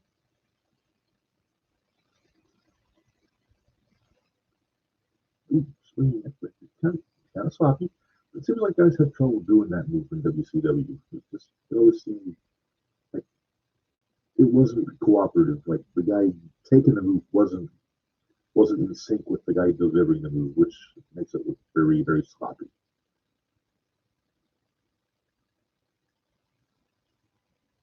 So going forward, I'm going to plan on doing more of these watch-alongs, but I think I'm going to try and do it with somebody else, either on the Zoom chat or in-house with me, so you don't have to hear just me. Although I'm enjoying bringing up JR every now and then to hear what he's got to say. But yeah, so I appreciate you guys hanging out with me on this. It's still, yeah, we're about halfway home on this show. Actually, just not exactly halfway through the show. And let's see. After you take the mask off, they can't really use those boots anymore. But let's see. Ooh, just stiff right to the ribs. That's gotta hurt. Now I remember Butch Reed. First time I saw him, it was in his WWF run as the Natural when he had the blonde hair. Slick was his manager in '87. But then I go back later on and I saw the stuff he did with the JYD in Mid South. Excuse me. And they had a match that I remember was the street fight in the Superdome. I want to say it was '83, maybe '84. And my biggest pet peeve in wrestling street fights where guys are wearing their gear. And this is not one of those. These guys came out wearing their street clothes. Ooh, nasty looking stuffed pile driver there by Doom. But they were just beating the hell out of each other, and Ernie Ladd got involved. It was just dynamite stuff. It was good. JYD won. I think that was the blow off to their feud. And Bill Watts, all the big shows were in the Superdome back then. Ooh, very close two count there for Ron Simmons. Ron had a cool run in ECW too, teaming up with Two Cool Scorpio. So did the Steiners for that matter. I think they teamed up with Taz for some shows in 95, 96. Because the Steiners after this, they went to WWF in 90, like 93, like 92, 93. But after they finished their run in early 94, they didn't just go right to WCW. They went to Japan and basically put in about 2.5 years, especially in Japan, before they went to WCW. And that was in the Nitro era. And it was really a golden period for tag teams because it was the Steiner Brothers, the Road Warriors, the Outsiders, Harlem Heat, Faces of Fear, the Sting and Luger were teaming up at the time. So it was, oh, there we go, Frankensteiner here. I mentioned it earlier. But yeah, it was outside of maybe late 80s WWF, my favorite tag team division was that mid 90s WCW. Ooh, nice power slam by Rick. But the referee, Patrick, is on the floor. And now what is Woman up to? Oh, she don't trust her, Rick. She's up to no good.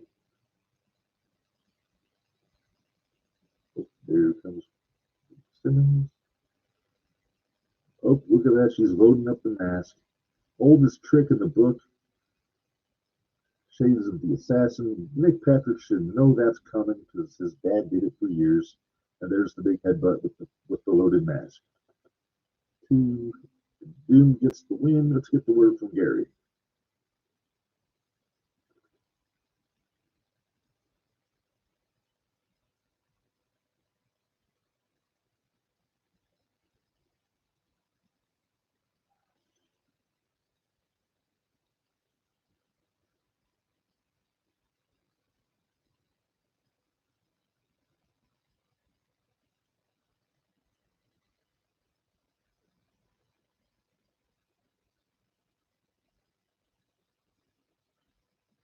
A big win for Doom. I think that's their first high-profile pay-per-view match as a team.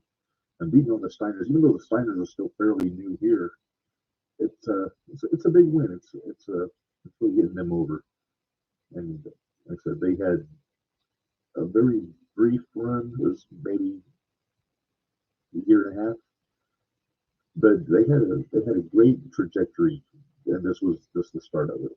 Let's see who we're talking to here. I've got the total package.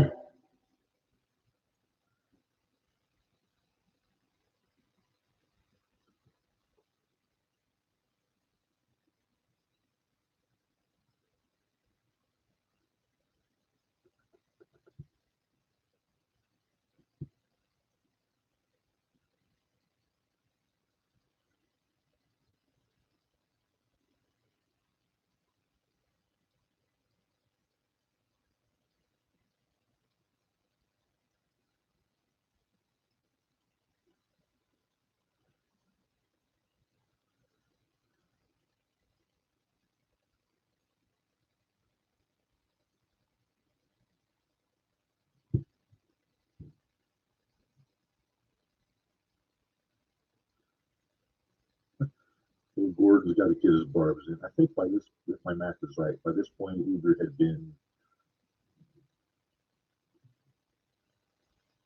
I think, 3-time champion by this point, and there would be more.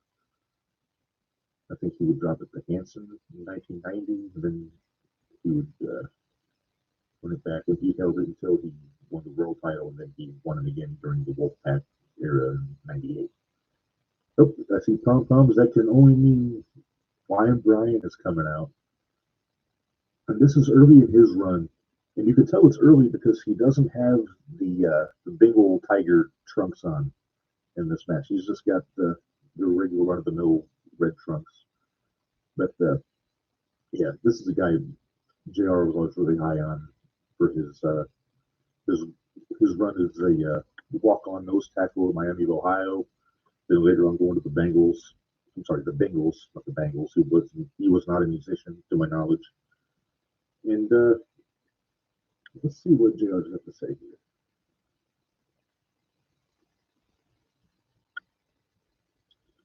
Not much apparently.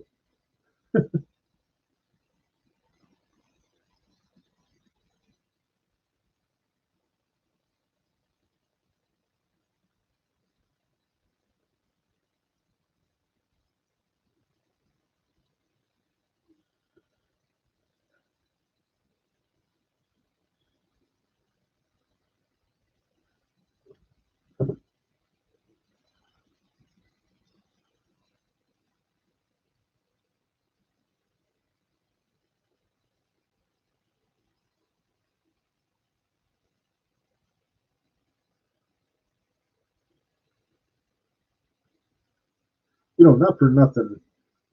The music he's using here is so much better than the music they saddled him with in 1995 when he came back to WCW, which I think was like stock music they used like on ESPN for highlight packages. But yeah, I would have loved if he would have kept that music. But man, Luger was really at his peak here. For those of you guys that saw the biography on A&E about Luger about a month ago, he was this was like the truest form of Lex Luger to that point. He was a very cocky heel, uh, not trying to be popular with the fans because he wasn't horribly popular with the fans like outside of the ring. But I mean, obviously that all changed later on. He got humbled by life, and I had the pleasure of meeting Lex in April, and couldn't have been nicer. Very cool guy, and yeah. So hopefully, if I see him at Squared Circle this year, I'm gonna try to get him to sign my world title belt. But we'll see. Uh, you got Lex Luger, the charter member of the Wet Hair Club, and then Mr. Perm, Brian Pillman. That is a palm tree perm right there from Pillman. It's kind of ridiculous. Thank you. Be on camera. Okay. Doodle. Yeah, for those of you listening after the fact on this, that is Pepsi. I'm not opening a beer, and I am not peeing. I am pouring.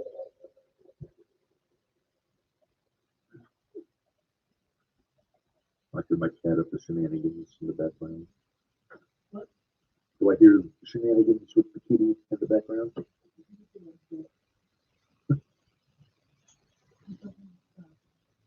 They're, actually, I'm going to just say I'm very impressed how good my cats are being as I'm doing this at home for the first time.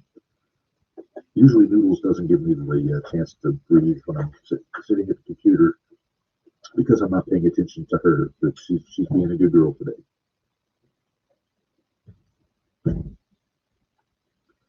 So this is where Pillman is the fieriest of fiery baby faces here. I think it's his first really high-profile match after coming over from Stampede, and it's basically it's an offensive lineman against the nose tackle here, but you wouldn't believe that Pillman was the nose tackle because he slimmed down a lot when he was training for wrestling. From how the story goes, but Pillman's always one of my favorite guys. I like the Flying Brian this period. I really like when he went to the loose cannon again with the Horsemen. I always said if he hadn't had his issues with the office and stayed with the Horsemen, and by extension, Mongo wouldn't have joined it. Would have just been Flair Double A, Benoit, and Pillman. I thought Pillman and Benoit could have been tag champs very easily from what I had seen of them as a tag team. And then, of course, his run with the Heart Foundation was just stellar when he was there. just that shit stir. It wasn't the same guy after he had his car wreck and messed up his ankle, so he wasn't able to fly as much, for lack of a better term. But still, he had the promos, he had the charisma, and he was always one of my favorites. So now it's cool watching his son in AEW doing his thing, Brian Jr. And I hope that they get him away from that varsity blonde skin soon. I think he can do better. I've seen him do better in MLW. Look at that, nice tackle by Pillman. And at this point, you got to remember, Luger was almost untouchable. I mean, Flair was the world champion, and that wasn't going to change until Sting was ready. But the fact that they kept, I think they had, this was in the middle of like a 500 some day reign as U.S. champion, I think, which is just unheard of for that title in that period. Because this was always the one for like the contenders title. The number one contender was always the U.S. champion, but it would shuffle a bit. It went from Wyndham to Luger to Dusty to Michael Hayes, Hanson. But to keep it on Luger for as long as they did, oh look at that, he was going for that big springboard, and Luger bailed out. But that just goes to show what kind of stock the company had in Luger. That he was basically he was he was they wanted him to be their Hogan. He didn't quite get there, but I was like Luger when I was a kid. He was like a superhero to me.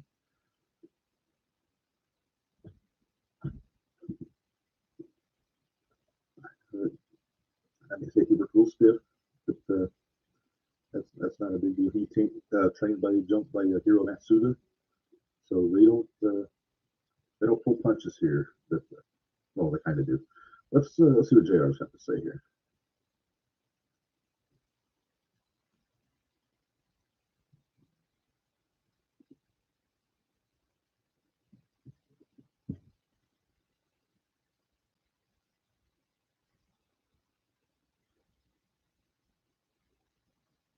Look at Pillman running around. Oh, well, JR's call on that. It calls it like a sport, which is it's great. I mean, you listen to the guys like McMahon in the '80s, and he was calling it like it was a.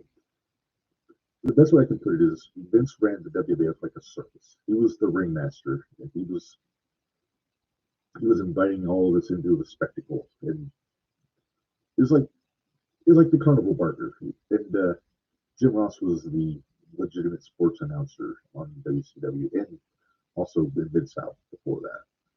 So it's kind of it's a great contrast. WWF was always very much about the show, but the NWA was always very much about the wrestling, which is I think why I always loved it when I was a kid. WCW kind of towed the line a little bit more between the two. There's a little bit of both. But credit to Luger too. He's making Pillman look like $1 million in this match. He's getting his shots in, but Pillman he's making Pillman look good here.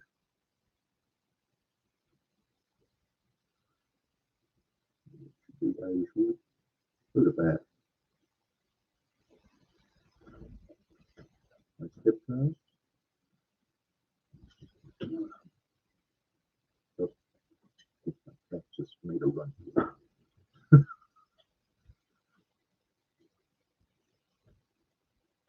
Yeah, Pillman, they call Pillman Flying Brian for a reason because he was so athletic. But it was always cool for me to watch him when he got to actually like do the ground and pound, do the mat based style too, to show that he could. And this was not long before he started teaming up with Thomas Zink, who we saw in the first match beat Rotunda. And that was kind of like, I think it was like their answer to the Rock and Roll Express. They couldn't get like the Fantastics or the Rock and Roll or anything. So they put these two very popular baby faces, especially with the girls, as a tag team. They had a run as U.S. tag champions before Pillman got the light heavyweight title and then kind of went his own way. But this was kind of like Pillman's intro to the U.S. because he had started in Stampede in Canada. He didn't really do much in the U.S. So. Yeah, it's like running into a brick shit house. And Luger, I think they said like 4% body fat in his peak, like in his prime, to probably 270, just solid muscle. And look at that, he's taking Pillman's offense like a champ.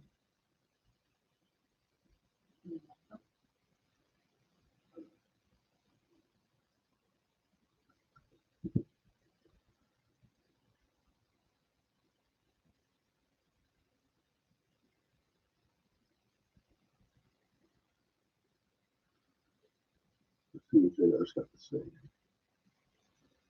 I'm sorry, Bob Cottle again, my mistake.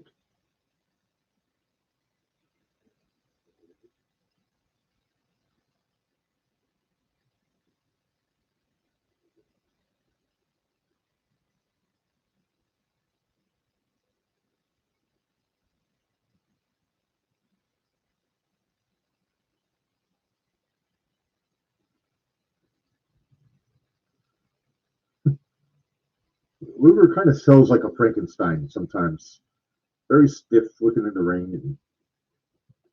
And I think Luger was never the loosest guy in the ring. He was I'm surprised he didn't not up his back taking bumps so often with all as thick as he was. Oh, Tommy's trying to tell Pillman. He's not cheating. Luger's legit 6'4", maybe 6'5". Pillman's 5'11", 6 foot, I think. So there's a big size advantage, but like I said, Pillman, he's got that football background too, so he was able to kind of hang with Luger in the physicality department there. You get a power slam. Oh, nice leapfrog by Pillman. Just hilarious. Oh, nice.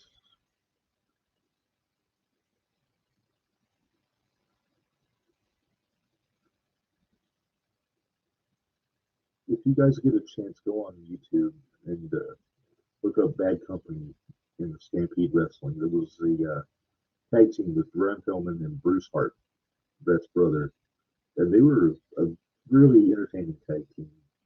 It was, I think they did a lot of business with. I don't think they ever wrestled Diamond and Tanaka, but there was several teams in Stampede that were really cool, but not a lot of them really were that next level talent like Pillman.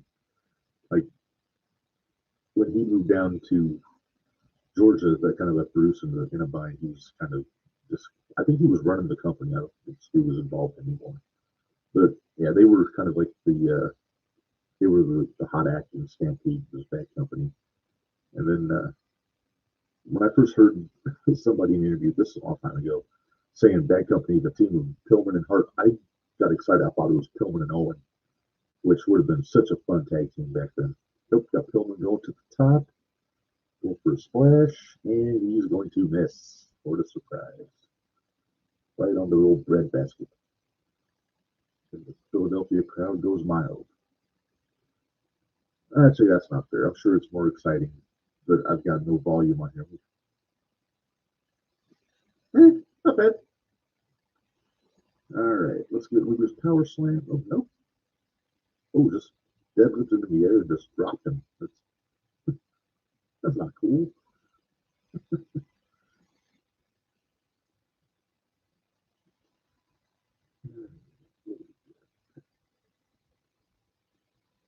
Nice hot shot there by Luger. You know, Luger wasn't the most polished wrestler in the ring, which is kind of an understatement, but he knew all the tricks. He could make it look good. He just stopped making L's with his fingers during his promos. Anybody who's watched the promos can tell what I'm talking about. Big way. I was love his hilarious. He goes through a hell of a clothesline because Luger had that short burst that there's a lot of guys that don't have that quickness at a short distance like he does. Brock Lesnar always had that. Bobby Lashley had that. And Luger, I think it was his football training as an offensive lineman. He had that first what he needed to really get maximum impact. And we got clothesline again, very nice.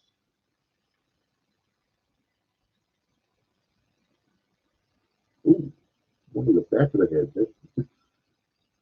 I think that might get frowned upon these days in the era of concussions.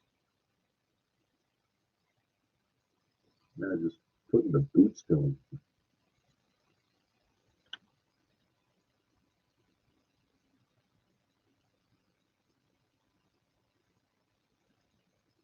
Oh, geez. Just choking out. There's really getting maximum punishment on Pullman there. And he ain't listening to Tommy, and Tommy's trying to scold him.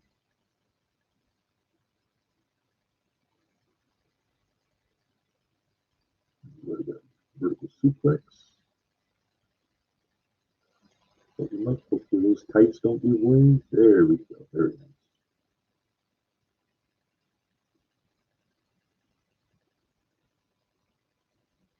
What's he doing? Going for a torture rack here? Oh, he's going for a cover. Okay. I'm sorry, the human torture rack back in the 80s before they truncated it to torture rack. Let's see what JR is saying.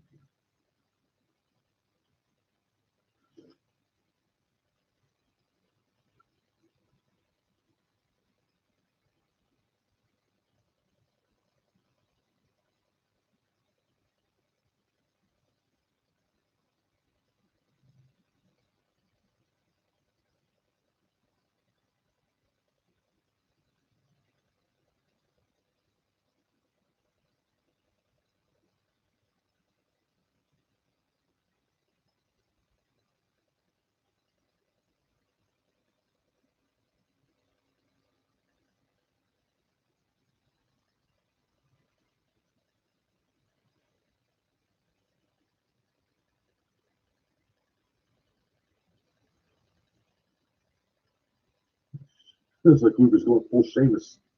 Full arm to the chest across the ropes. Doesn't do multiples, obviously. But look at that. Just getting his shots in and just soaking up the hate. Oh, sunset flip by Pillman.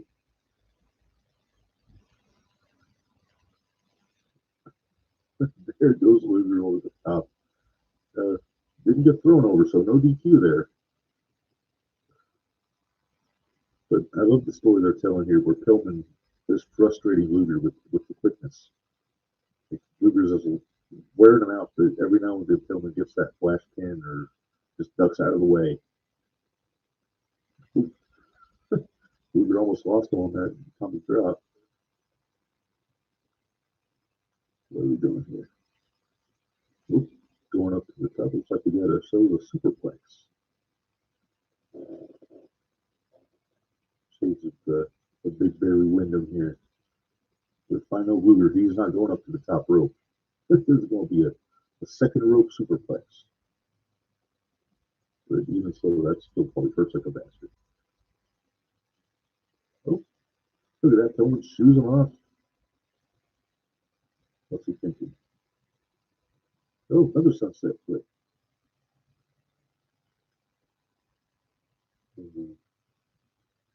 Never fail boxing of the ears with the feet on the pin.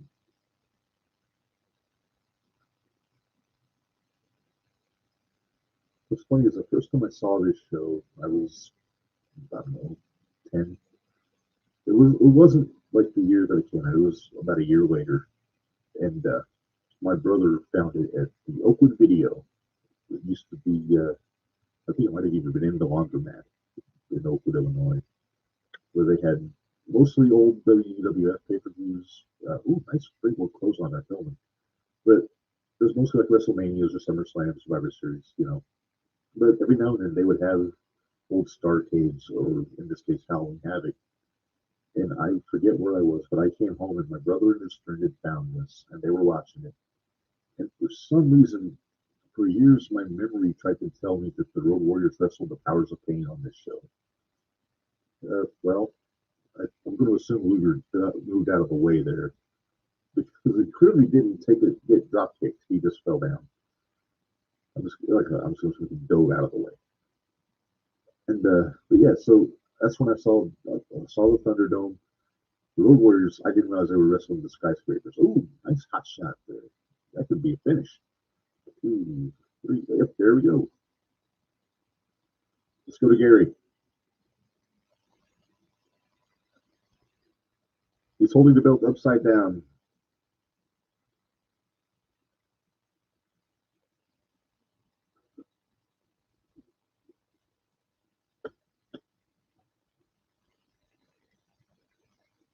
Okay, JR confirmed it was a miss.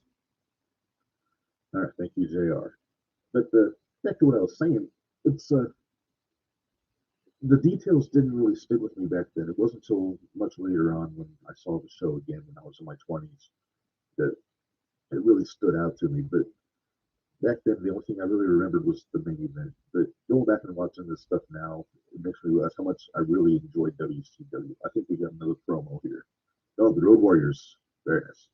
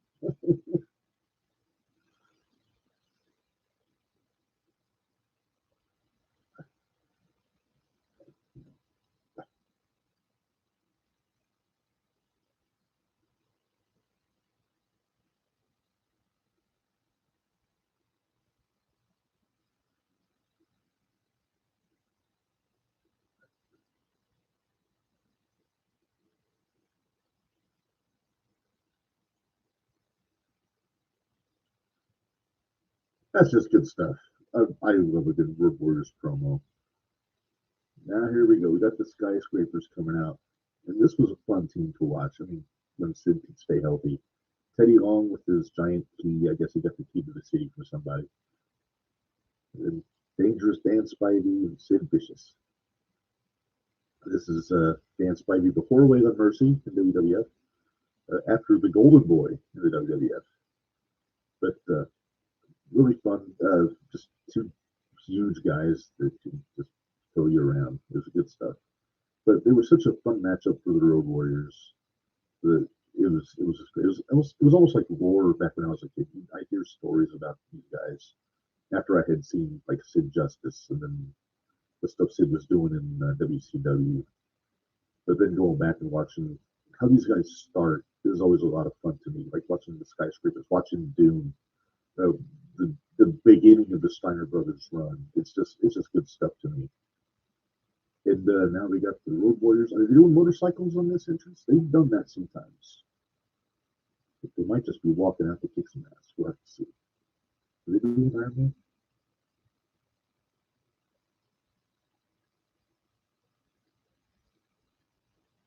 Well, it's kind of a knockoff of Iron Man, but you get the idea. Precious Paul Ellering, Hawk and Animal. This is so cool. These guys were just larger than life to me back then. And everybody that's Major Doom fans, they love the red shoulder pads. I always preferred the black ones. I thought they looked way cooler this way. And yeah, they seemed kind of cartoonish when they went to the red and black shoulder pads in WWF. But how can you jump over the top of wearing those heavy old shoulder pads? It's pretty impressive, really.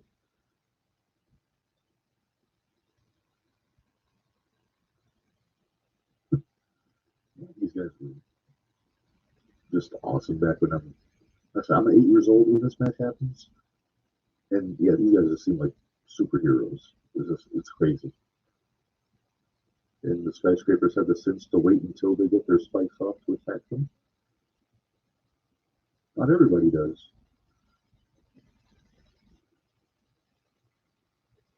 And this is a couple months before Paul Ellering shaved Teddy Long's head after a match. This was the last like significant skyscrapers match with Spidey and Sid, because before too long Sid would get hurt and then they'd bring in Mark Callis, Mark Calloway, Undertaker, to take his spot. And then their last match I think was at, I forget what show it was. It was early '90s, and there wasn't even Spidey. It was me, Mark, and a guy in a mask. And I cannot, for the life of me, tell you who was under the mask. But that was like the blow off of the Road Warriors feud. And then the Roadies went on to, I think that was right before they went to WWF. Ooh, Spidey, wait a minute, man. You know, for Animal to clothesline a guy and he doesn't go down, that says a lot about the guy he's in the ring with.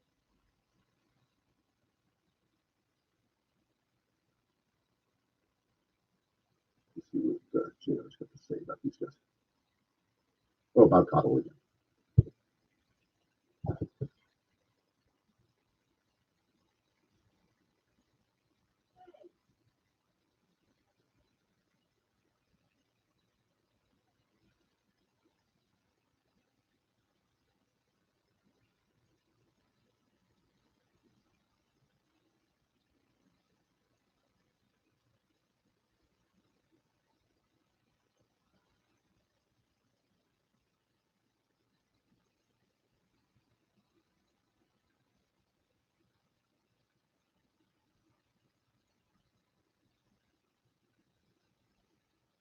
This is nuts. Look at that.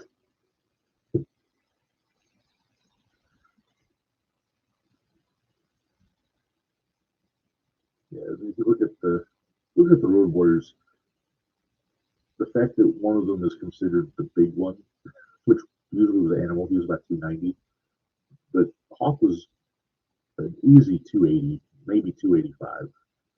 And I would say, while Animal was the thicker of the two of them, Hawk was definitely more jacked. I would say probably, well, I don't know about stronger, but that's kind of like 1 and 1A as far as the strength department goes. What the hell was that, Sid? Sid, I hope Sid doesn't whip that bad when he plays softball. That's such an imposing looking team, especially when you're a kid watching this. Lock up. Let's see it there. Look at that.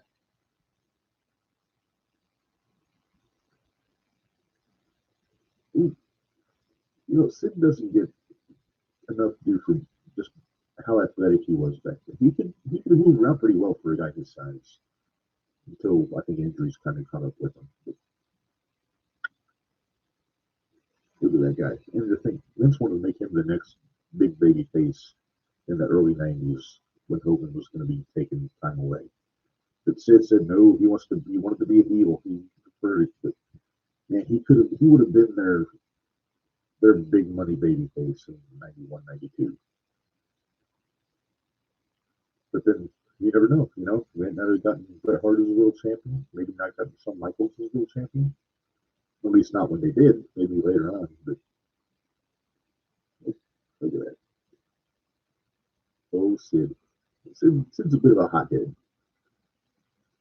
I love that flying shoulder that Animal used to do. Pretty up on the floor. All right, what's JR saying?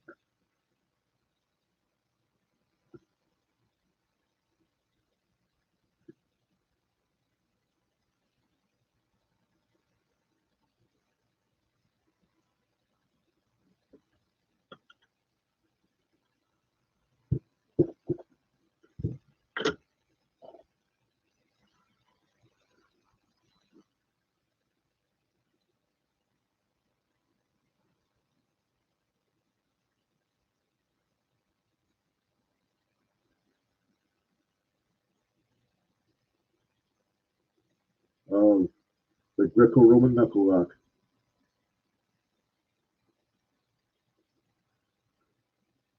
This is the go-to for any match in the '80s where there was two really big, powerful guys. You got to do the Greco-Roman knuckle lock, and it's never going to be one-sided. It's always going to go back and forth, and this is no different. Man, Hawk is ripped. Look at that. They're so stiff. Look at those shoulders. Not a, looks like a jacked up Jody Sweeten.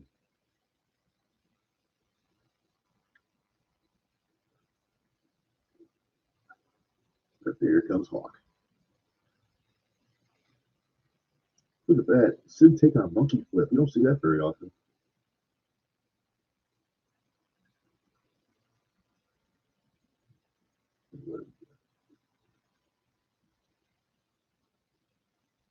Not a lot of flash with the Road Warriors. Just come in, beat the hell out of your opponent, toss them around a little bit, then you go and collect your paycheck.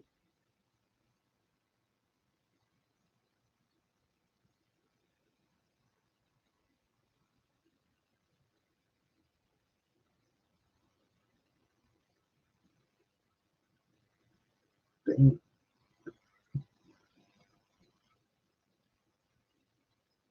Yeah, between Luger, Steiner Brothers, and Road Warriors, there's some pretty heavy clotheslines going on in the NWA back then.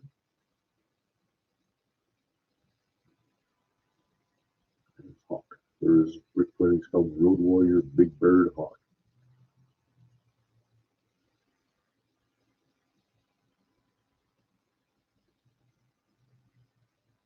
I think I would have to put this as my favorite feud that the Road Warriors ever had.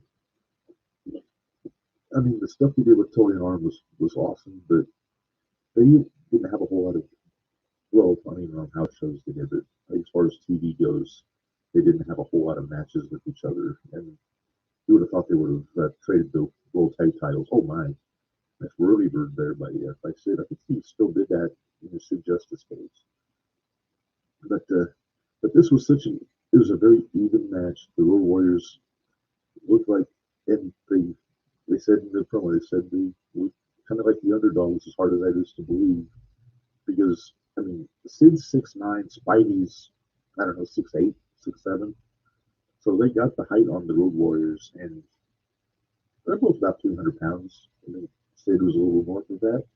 Nice lariat by Hawk there, knocking Spidey, not doing such a good job of selling it.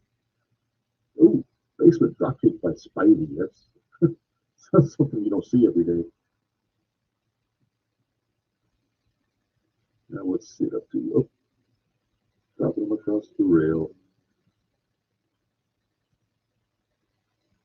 Teddy Long is dressed kind of ridiculously here. I mean, the hat's okay. The hat's okay. The leather hat. The suit is a little bit ridiculous. Now let's Spidey going suplex. Ooh, delayed. Very nice. Yeah, not a lot of guys throw the Road Warriors around.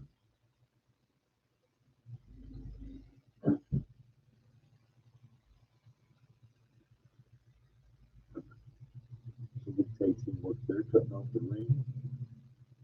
And we got another double team. Ooh, oh boy, that looked a little stiff, but that's all right.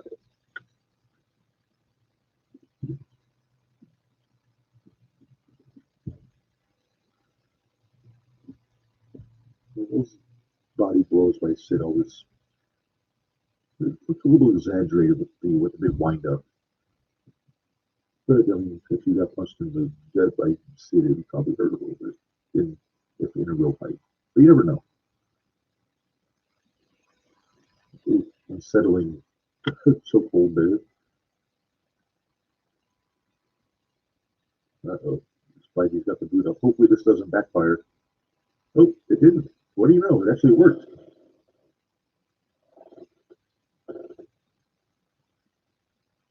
Yeah, what do you got? Big boot? No. Well, technically.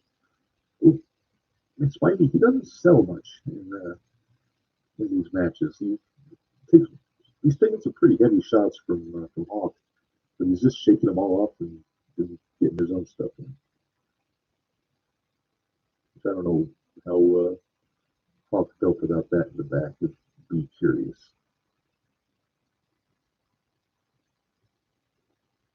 Oh, smart, nice tag, and then cutting off Hawk. Very nice. Order of Sid had to have Spidey Show had to do a front face lock in the locker room before this match. There's the man affectionately called Peanut Head by JBL on SmackDown, Eddie Arlong. Apparently, he must have gotten hacked on Twitter about a week ago, blocked a lot of people, but I think it wound up being being a hoax. So hard to say. What do we get? Referees with Hawk again. Yeah, this is a damn good tag team match with these guys. Again, not the most technically sound, any of the four of them, but man, it's fun. Like I said, man, house fights. This is the epitome of a house fight.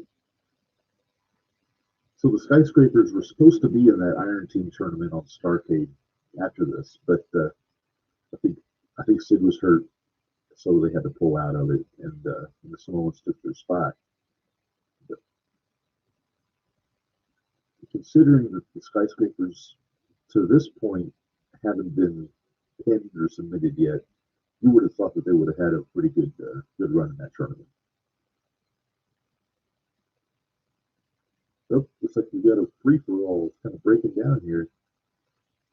Spidey's got Hawk, Sid's got Animal. Ooh, oh, love Animal's power slam. Oh, Teddy's in there with the he just nailed Ellering with that big key. Then he gave it to Spidey, and that's going to give you the DQ. It's ooh, dang, Hawk. Don't let's see what the JO's got to say about this. He's probably losing his mind.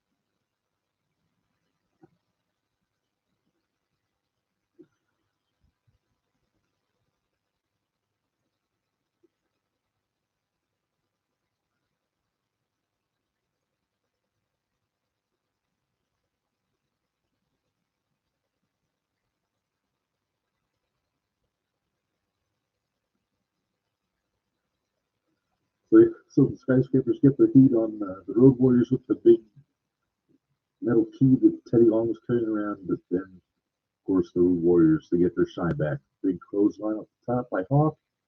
Then he takes that big key and starts whooping on everybody. Since it's a little too slow. Look at that. Just bam. Jesus Christ. All right. Who we got doing a promo here? Let's see. Oh, there we go.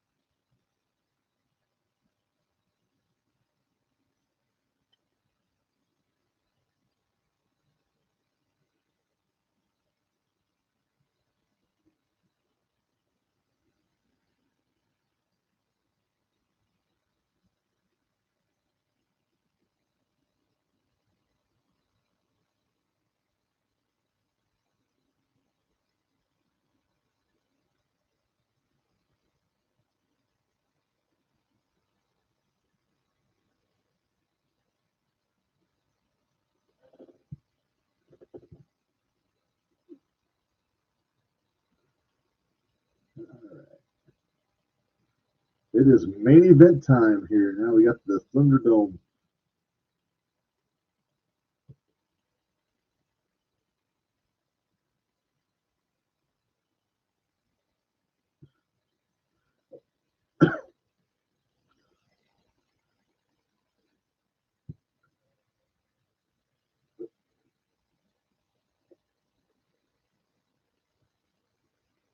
There's Bruno in all of his glory there. So we got the living legend, and I mean, I get you want to have a special referee for this match, but in this environment, Bruno seemed like an odd choice to me. If it was me, and if he wasn't in the WWF, I would have had Dusty do it, which would have been really interesting because with the history that Dusty has with Ole, who was going to be in Flair and Sting's corner, that would have been an interesting dynamic. But here we go. Now we got Muda coming out. Uh, he is the World Television Champion at this point with Gary Hart, one of my all-time favorite managers. You heard him on the promo earlier. He's just a shyster for Chicago. And I love the heading. Gary Hart presents Great Muda. That's just old school crooked promoter 101. Talking about Gary, not the actual promoters. And then you got the Dragon Master, who's like the bodyguard, keeping an eye on it, watching his back. And then let's see, what is Funk's music? Oh, that's still Muda's music.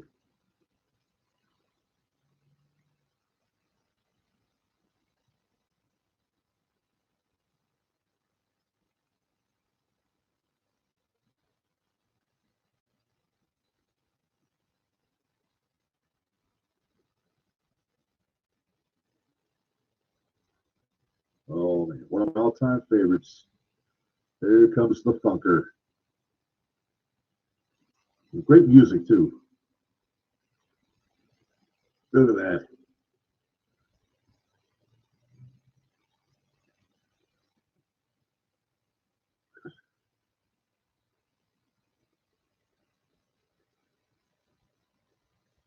Man,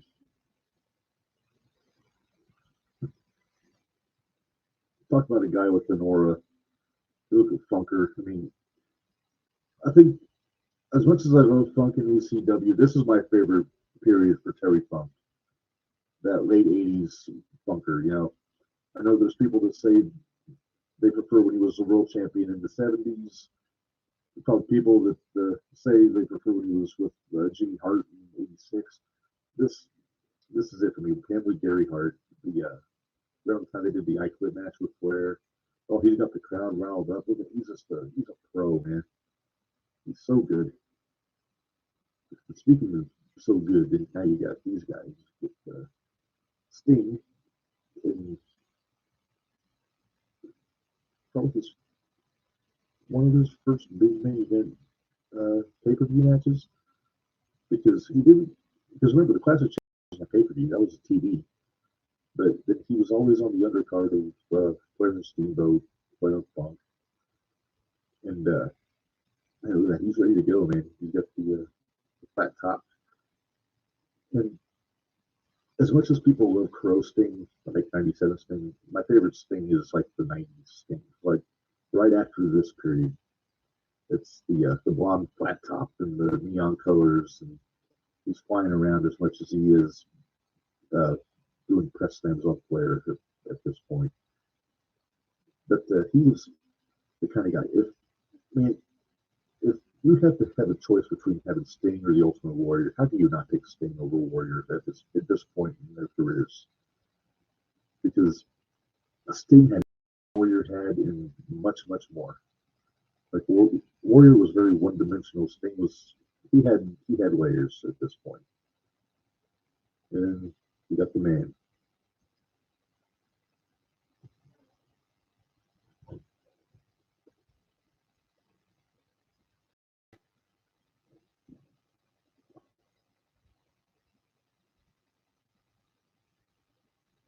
There comes the man.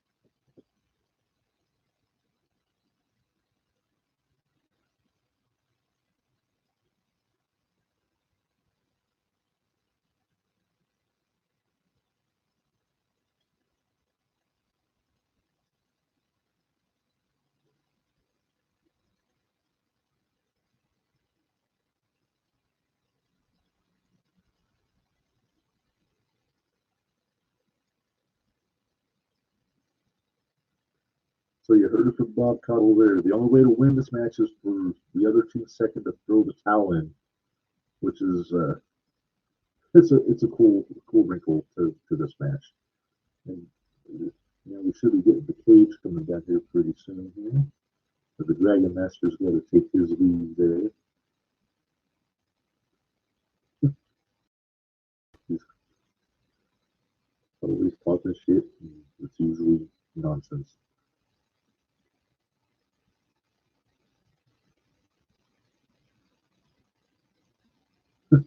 Bruno's like, "Would you get out of here, please?" Now you can see the lights going up there. Now you got the cage coming down. And when you're 9 years old, like I was when I saw this match the first time, this is an awesome looking cage. Because I'd never seen a cage with a roof on it before. Because I hadn't seen any of the War Games matches yet by this point. We didn't get the pay-per-views. We didn't have cable, so we didn't do that. We had to get what we could out of the video stores back then, and they didn't have the Great American Bashes at the Oakland Video. Oh, there's Muda. Really young he is compared to how he is now. What's cool is I'm hearing Sting and Muda are actually going to be in the same match on Muda's retirement show, which is it's a cool move. I like it. I was wishing that they would be going one-on-one, but I think they're going to be on the same team.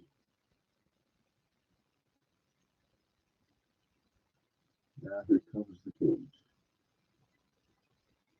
Old Klondike Bill outdid himself on this cage. Let's see what JR's saying.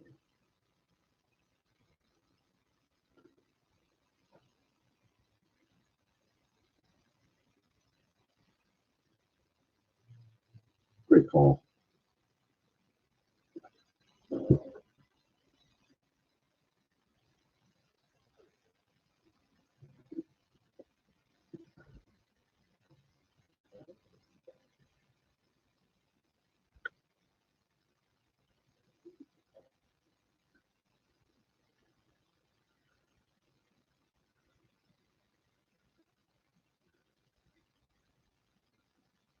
I gotta wonder if these guys got to have a walkthrough in this cage before the show.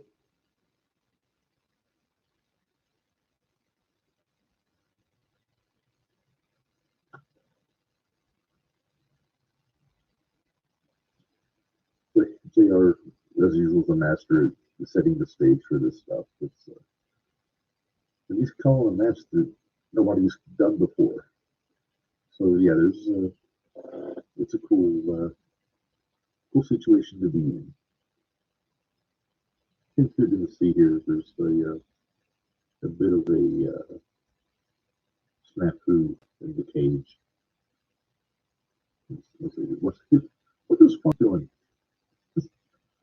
Funk is a madman. Middle-aged and crazy is not doing justice. Oh, there it is. Look at that. The pyro caught the set on fire. The ring crew starting to put the fire out there, having no luck. But somebody has a solution.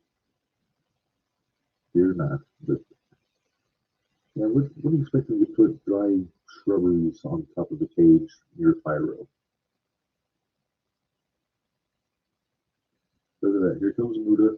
Look at that. He uses the mist to put the fire out. That's fantastic. Muda's so cool.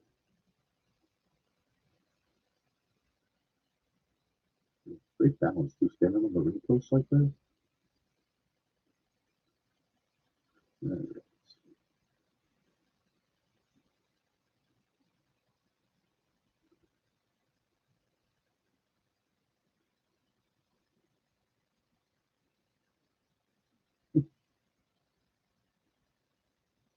Start with Bunker and Flair, as it should be. Why are they? I'm a little confused why it's not just Texas Tornado rules. They're actually doing it like a regular tag team match. You think it'd just be all four guys in the ring at once. Oh, Flair lighting Funk up with those chops. It's over this game. Big chop. Ooh.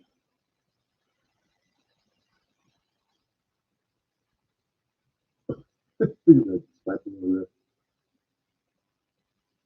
and another standoff. Again, the running theme. Bruno does not want to be touched by anyone, especially Muda. This the tagline for the show is settling the score. The score is mainly between Funk and Flair. Sting and Muda had their beat too, but these guys probably the best. I mean, the best working feud of the year was Flair and Steamboat, hands down. As far as like grudge feud, best one was Flair and Funker, easy.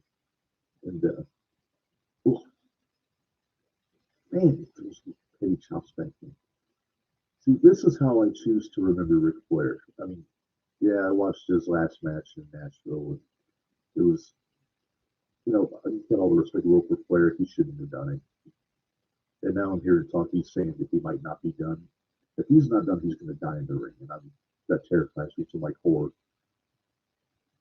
And it wouldn't be the first one, but I think he needs to just ride off into the sunset and bask in the glory of his amazing 50-year career.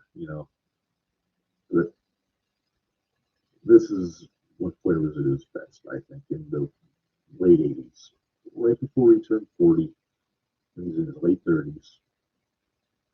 Peak physical condition, or what post-plane crash physical condition. And I got Funk and Sting. It's kind of a dream match, I don't think you got Funk and Sting one-on-one a whole lot. Wedging his head in the cage. Oh, Sting, why the back way? You're not a heel. Oh, Funker going after Ole. That's a match we've seen before.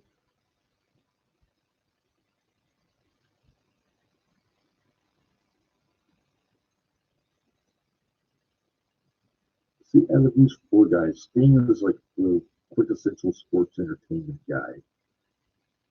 Funker is the roughneck brawler. Flair's the classic pro wrestler technician. Buddha's the martial arts high flying Japanese style. It's a great clash of styles in this match. The Funk just timber in the middle of the ring. And we can get the knee drop from Flair. And the slap from Muda again. Oh, man. That's awesome. Oh, Muda's pissed. He's like, I've had enough of you slapping me. Oh, now we got the double team. I always wondered why Flair grabs the guy's hair before he throws a chop. It must be like when basketball players shoot free throws and they've got like their routine. Like they dribble 3 times, breathe, bend your knees, then shoot. It must be like his technique for throwing chops. You see that with other guys doing things. Like Drake Younger, when he used to throw forearms, he would like throw his arm up like in the air and then come back down with a forearm. But he was the only one that did it. And that always kind of struck me as funny. But here Drake is going back into the ring. I guess he's taking a break from the politics and the crazy Christian rhetoric that he's been throwing around in Florida, and he's getting back in the ring a little bit. And you know what? Politics aside, and I'm apolitical. Drake was one of the nicest guys I've met, and one of my favorite wrestlers I've seen work in person. So here we go, Sting and Muda. This is a great rivalry here. Nope. Uh-oh. Ooh, Funk's lucky he didn't tear up his knee there with Muda falling on him like that.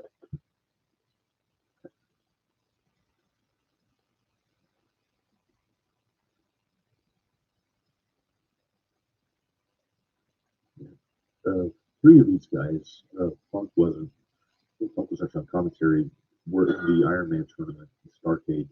And Sting and Muda had a really cool match.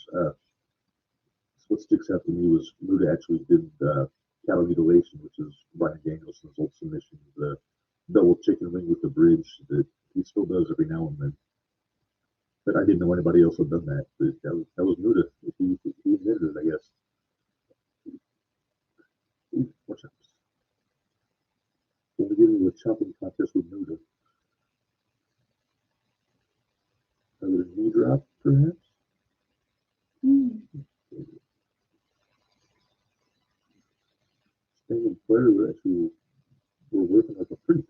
NWO team at this point. But we know it couldn't last because as good as they were as a team, they were even better as opponents. Now, what the rules with the cages, it's electrified, but I think it's like you have to go up a certain height on the cage to get to the electric part. Like here, there's no electricity there. I think it's as you get further up the cage. Is there no fire? No, I don't think so. See, now we got a free fall. Flair and Funker fighting on the floor, Muta and Sting in the ring, and Bruno's just letting them go.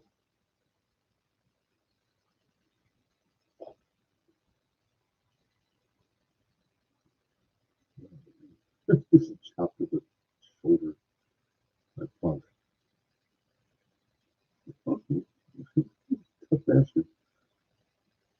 Watching this stuff, dealing with his brother, and Alter Can, but it was with Brody and Hanson, or with Gordy and I think Gordy and Brody even teamed up together.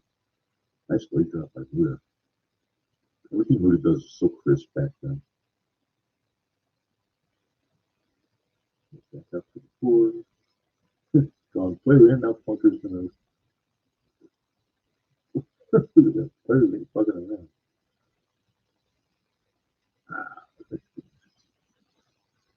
Flair can make anything seem like he got shot in the face with a shotgun.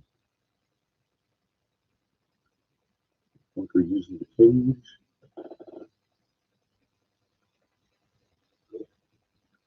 I'll see what our commentators think about this match.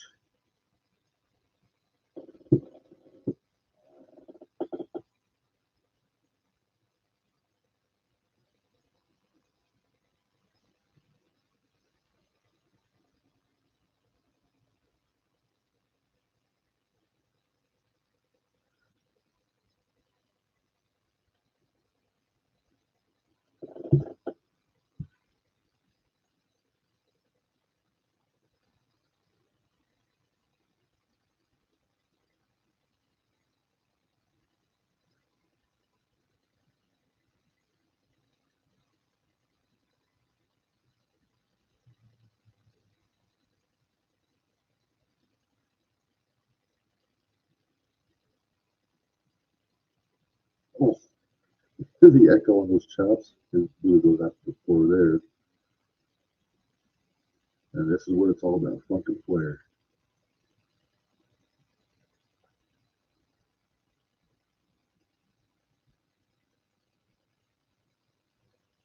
Yeah, now it's kind of breaking down. They're not so much worried about making tags. It's just more Texas tornado style. Ooh, big kick missed.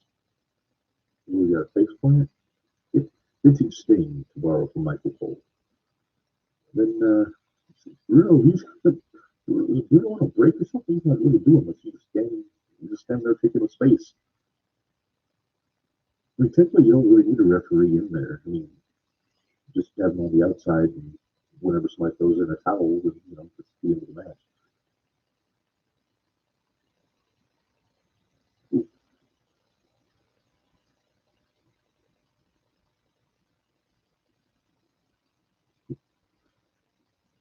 Yeah, I really wish that Sting and Riddle would have had a longer run than they actually had. They only had about 5 or 6 months.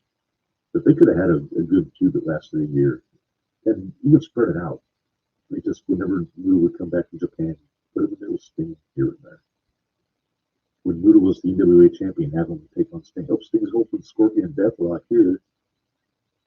Oh, and there's Funker.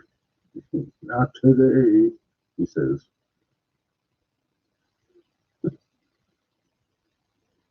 Funker just looks like a drunk guy in the bar that just wants to fight.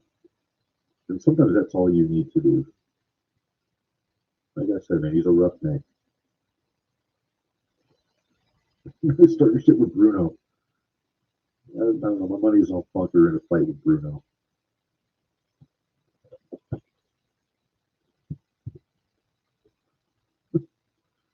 Just trying to get their shots in with Bruno's standing there like a tree trunk.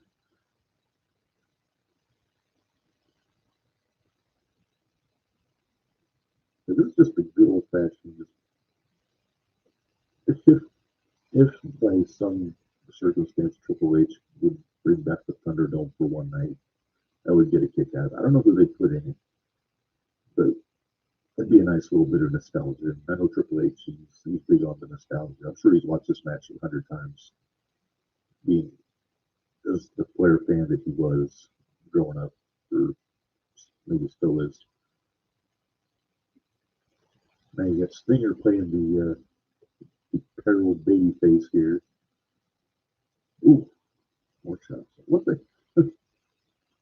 now, okay, now they're starting to climb up, so they're getting close to the electricity. Flair gets back. Look at that.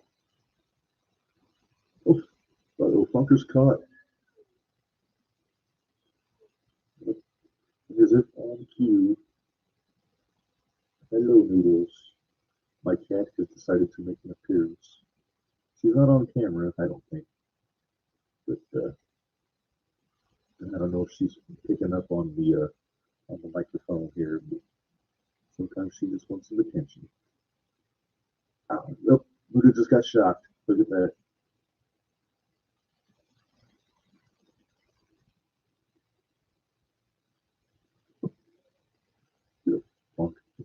this is this is awesome.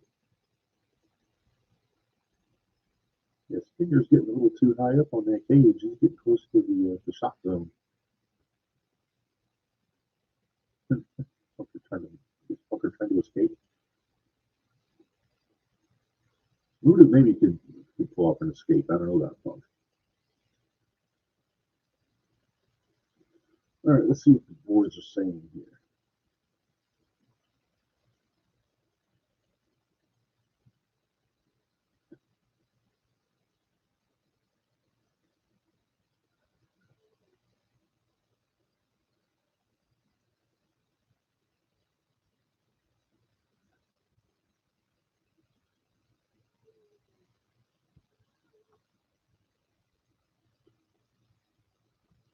Oh, we're getting really high up now. Ah,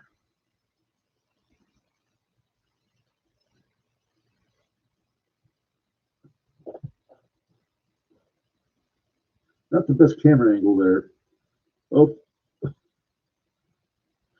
they're using the rope like he's friggin' Tarzan or something.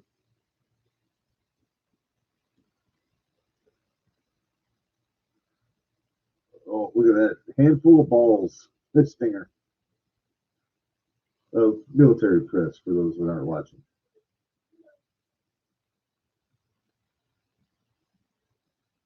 All right.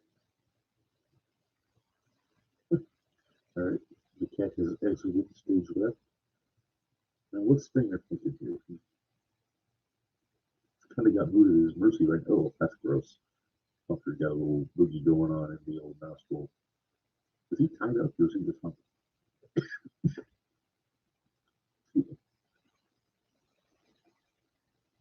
Oh,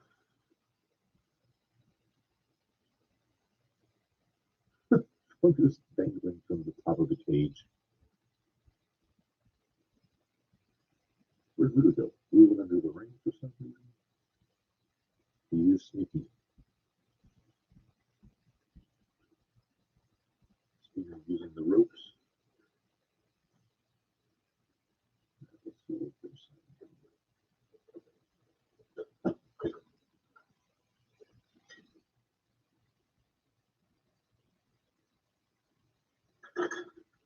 Gall dang, you don't hear that on wrestling very often.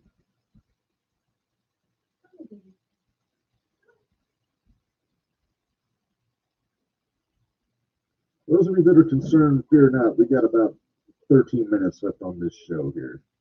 It's this might be our longest episode ever, but that's considering what we're doing, it makes sense.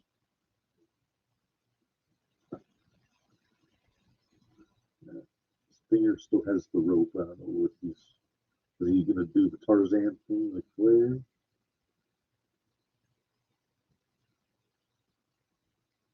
Flair, there you go. Yeah, Flair should be going for the figure four.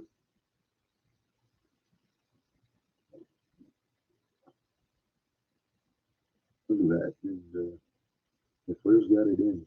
Is Gary Hart going to throw in the towel? What's Stinger doing? Oh, just kicked him right in the belly. Hunter's taking a beating in this match. He probably wouldn't have it any other way, to be honest with you. This thing looks like Touch Karai right now.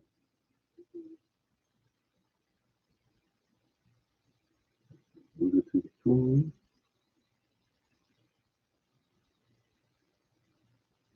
We're going for the nice kick to the head. Flair's selling it to you. I'm telling you, Flair can sell anything and make it sound like he got hit with an axe or something.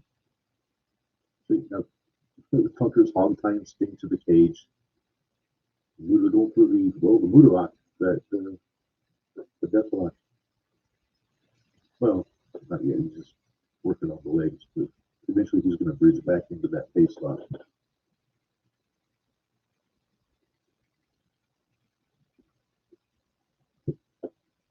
And Muda's so good.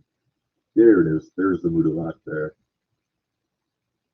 I don't know why Bruno's asking Flair. He should be asking Ole. Ole's got to throw the towel in.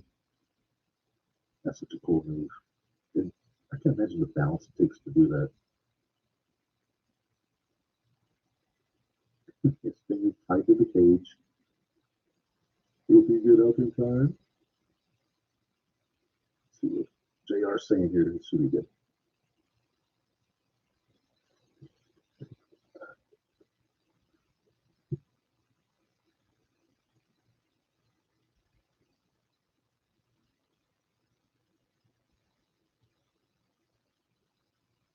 What? I guess I don't go to many rodeos. I never heard of a half hitch and a hooey.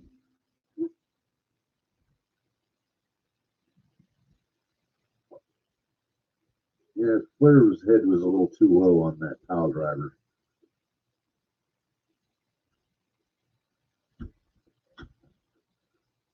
I'll be honest, I was surprised Rick Steamboat wasn't on this show. But I forget what his angle was. I think he was done with Luger, but he might have taken time away again. Ooh. His finger getting free.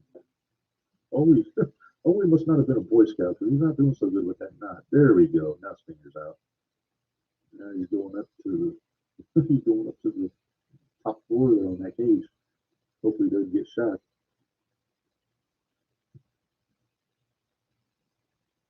Whee! Stinger with the big clothesline on Funk. There you go. Now he's stinging up the bar from both of them. Now he's looking like Steve Timmons. For anybody that remembers the U.S. volleyball team from 1988 in Korea at the Olympics. Man, Funk is just a master at everything. He can sell, he can register, he can take it, he can get it. Yeah, big shot.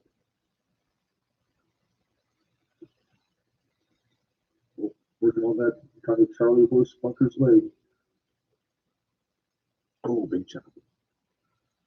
Oh, man. Everything they do looks so legit when they're like when you look at the real masters out there, like a Flair, like a Funk, like a Triple H in his prime. Then you take like your guys like Brody and Hanson and Abdullah who just beat the piss out of each other anyway, not worried so much about it. Stinger and Muda are up there. Muda just crotched himself on the bars of the cage. That looks painful.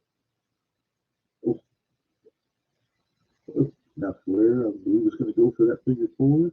Oh, he's going to soften him up first, going to the ropes. But first, he's going to get a little side on Muda. A little choppy. Ooh.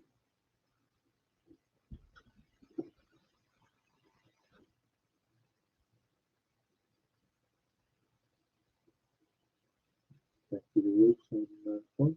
Talking up that knee up. Looks like Muda's thinking moonsault here. Nobody does it better.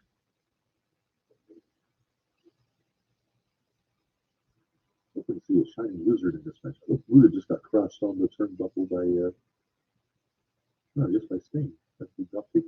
The camera wasn't exactly on point. Look at that. Now Flair's got the figure four on the funker. Now, this is a cool sequence that I remember from back in the day when I watched this. Flair's got the figure four on. Watch how he lifts up that leg, taking the pressure off just for a second. Sting gets that big splash. Okay, he didn't do it the first time, but eventually he would. The fans are going nuts. Stinger's going back up. Bruno, get the hell out of the way.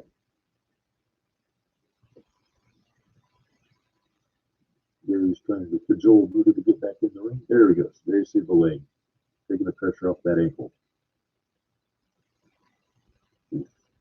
Bruno went after Bruno, and Bruno knocked him on his ass. He knew that was coming. Now Gary's getting in the ring. I'm guessing he's going to look at Gary. He's getting pummeled by Ole. And look at that. The towel is on Bruno's shoulder. Gary might not have wanted to throw the towel in, but by golly, he did. So Sting and Flair have won your main event in the Thunderdome.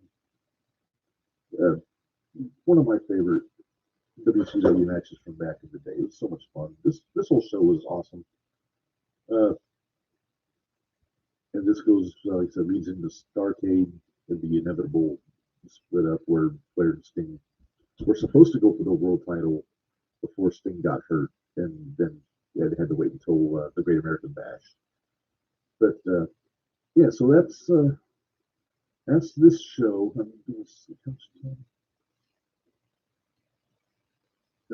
There's about 5 minutes left. Let's see what they got to say here.